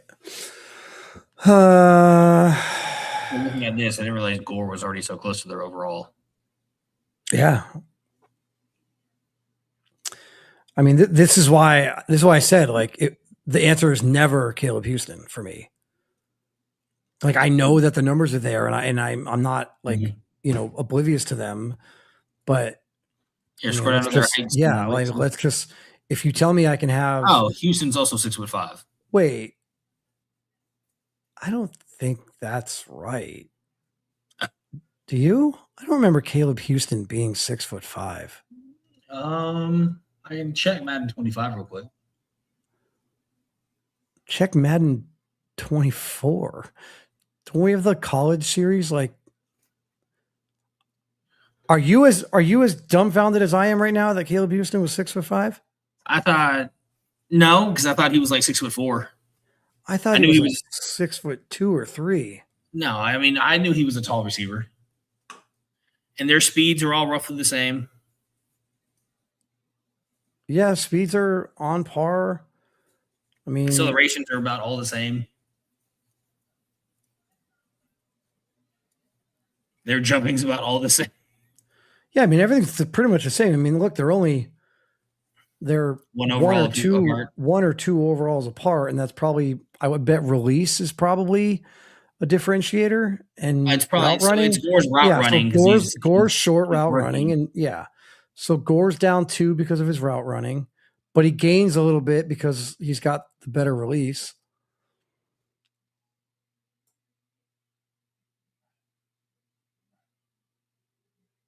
Yeah, I mean, all these guys. And again, for me, I get really, I'm shocked. I didn't realize Caleb Houston was 6'5". I thought he was 6'3" tops. So I don't know. I mean, maybe I don't really care. I want to pick third then. And I'm okay with taking either one of these guys. If it's Dior Gore, if it's Caleb Houston, if it's Devontae Sharkley, I guess I would probably lean towards Dior Gore only because he's already there and you have an extra year. Not that that matters because Houston and Sharkley are both young superstars, but because Dior Gore is 1 year younger than them, that's always a nice thing to have. Now, the downside of that is he's going to become a free agent at a younger, he's going to be, if he's already as good as them, then he has the potential to be better than them at the age that they are right now. So when Dior Gore is 23 years old, there's the potential that he is better than Caleb Houston is right now, or Devontae Sharkley is right now. And so he then will reset the market. He's going to reset the market probably no matter what when he gets there, and we'll figure out, we won't figure out, Forbes will figure out what the hell he's going to do at that point when Dior Gore wants $50 million a year to play wide receiver and catch 4 passes a game. I can't help it. If it's not my fault that my back is going to lead the league in rushing all the time. Pick a different playbook. Don't pay a receiver $50 million a year if you ain't going to get him the ball. Listen. You don't want no AJ Brown. Listen, you wish you had my problem right now, okay? Listen, I will have to have Dior Gore, but I'm not complaining about my receiving core. I mean, like we're complaining that the guy's only going to catch 4 passes a game because his back is leading the league in yards. Is your back leading the league in yards? I think he's second behind Leonidas for like 5 yards right now. Okay. I was like, I think Stevie's 5th last I checked. But he just He got 2 games over 100. Who? Washington. Yeah. Axel just had 185 last week against the Steamers. Oh God. 185 and 2 touchdowns. And that had to be most of that had to be in the second half, right? You guys were struggling. No, I think most of it was in the first half. Was it? Because we were up 37-20 going into the fourth. Weren't you guys struggling in the first half though? Weren't you trailing like almost right before halftime? No, we had the lead like the entire game. Oh. Yeah, Gore, Houston, Sharkley. All right, let's do last one. Let's do those quarterbacks that we were talking about, and then what? Poole, McCain, and then Moon. Yeah, we can do those 3 if you want. If you want Moon to be the 3rd one, unless you think there's. I mean, unless you think there's a different. I thought Moon was pretty. I don't. I think Moon is the good one, especially because he's on a user coach team, so he's probably going to develop better than. Well, and it's the same thing as the receivers we just looked at. They're all 1-2 overall away from each other. Yeah. So so looking at this, I would say obviously you can see Miles has the lowest of the overalls. But I would say that he might have the best production. Now, yeah, he just threw 70 passes in a game. 60. Settle down. No, it was 70. Was it 70? It was 70 passes in one game. I mean, hey. It's not like his completion percentage was down. It's not like no. But because of their overalls, they're close. Most of their attributes are going to be all right next to each other. Yeah, they're all. Yeah, so you like Calvin Poole having the 92 throw power. You like Leo Moon having you like McCain and Poole having the edge in medium accuracy. You like Leo Moon having the 91 throw on the run, the 92 throw under pressure. That's the throw under pressure is big. Yep. You like Miles 80 speed, a little bit quicker to get out of the pocket. We've seen Miles run a little bit. The play action is better. Yeah, I mean, I would say the reason Calvin Poole's the 86. The reason he is the 86 is largely probably the throw power. I think they all have the same throw power. I think Moon goes to an 86, 87. Yeah, and then I think the reason why Moon is ahead of McCain is probably because you have the throw under pressure. The throw under pressure is 5 higher. Yeah. But then the reason McCain's up there, he's got the higher speed, he's got the higher play action. Yeah, then McCain is the lowest overall, so yeah. So he's down 1 to Moon in deep. He's up 1 in medium, and then they're even in short. So as far as the accuracies go, they're pretty much the same. Yeah. McCain has him slightly in throw power. He has him in speed.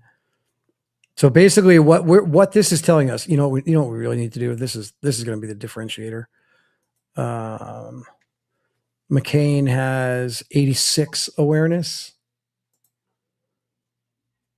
They don't pop back up. No, you crap.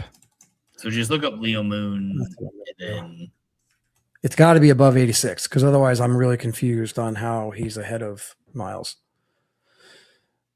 Miles had 86 awareness and Leo has 86. Okay, so basically what they're telling us is that throw under pressure, and throw on the run being better I think more Moon valuable than speed. Well, remember, it's the archetypes. Leo Moon's an improviser archetype.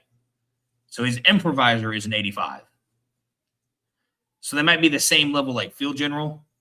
But the throw under pressure, throw on the run is making his improviser an 85. Yeah, because I think Miles is identical strong arm and field general. Yeah. And then improviser is third. I think he's an 84 in both strong arm and field general, and I think he's like an 82 or 83 in. Yeah, so I think that's what it is with Moon, is that just his improviser stuff, because those two, throwing the run, throwing the pressure, are so high, it's raising his improviser.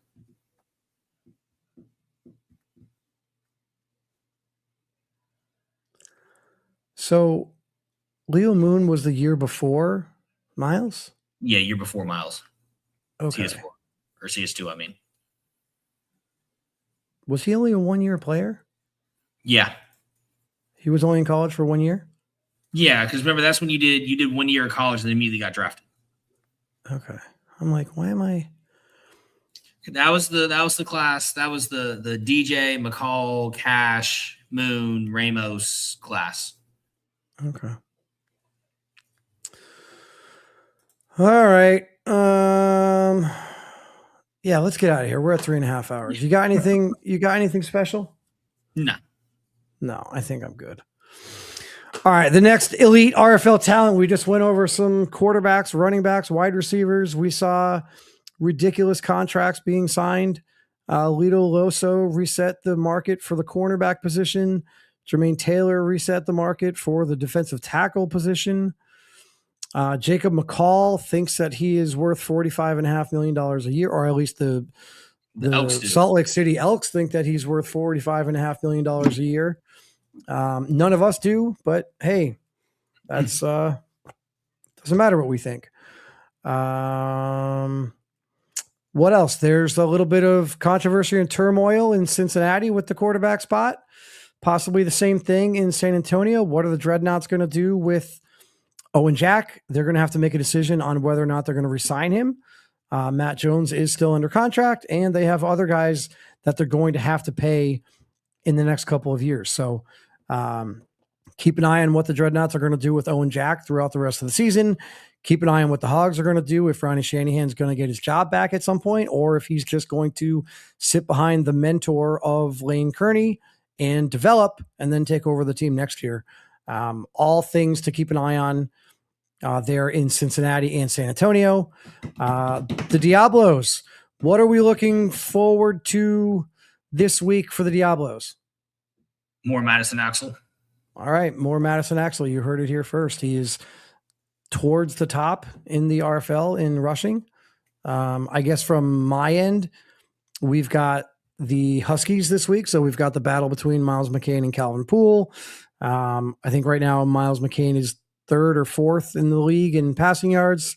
Stevie Washington is fifth in rushing yards. So I'm not quite sure if I'm going to get a high octane passing performance out of Miles and, just sort of the average 80-yard performance from Steve, or if I'm going to get the average, 200-yard performance from Miles and the astronomical 175-yard performance from Steve. So remains to be seen, but hopefully that's a good one. I can imagine it will be a good one. The Calvin Poole, Miles McCain matchup, and also what could come down to a matchup to help determine seeding for the potential playoffs. So lots going on in this week. Week 4, guys, kicks off tomorrow night. We are certainly now less than 24 hours away from kickoff. Here we are 3.5 hours deep. So shout out to you, Forbes. I appreciate you coming on. And I guess we'll talk to you guys soon. Enjoy all the games this week, week 4, and we'll see you next week. Take care, everybody.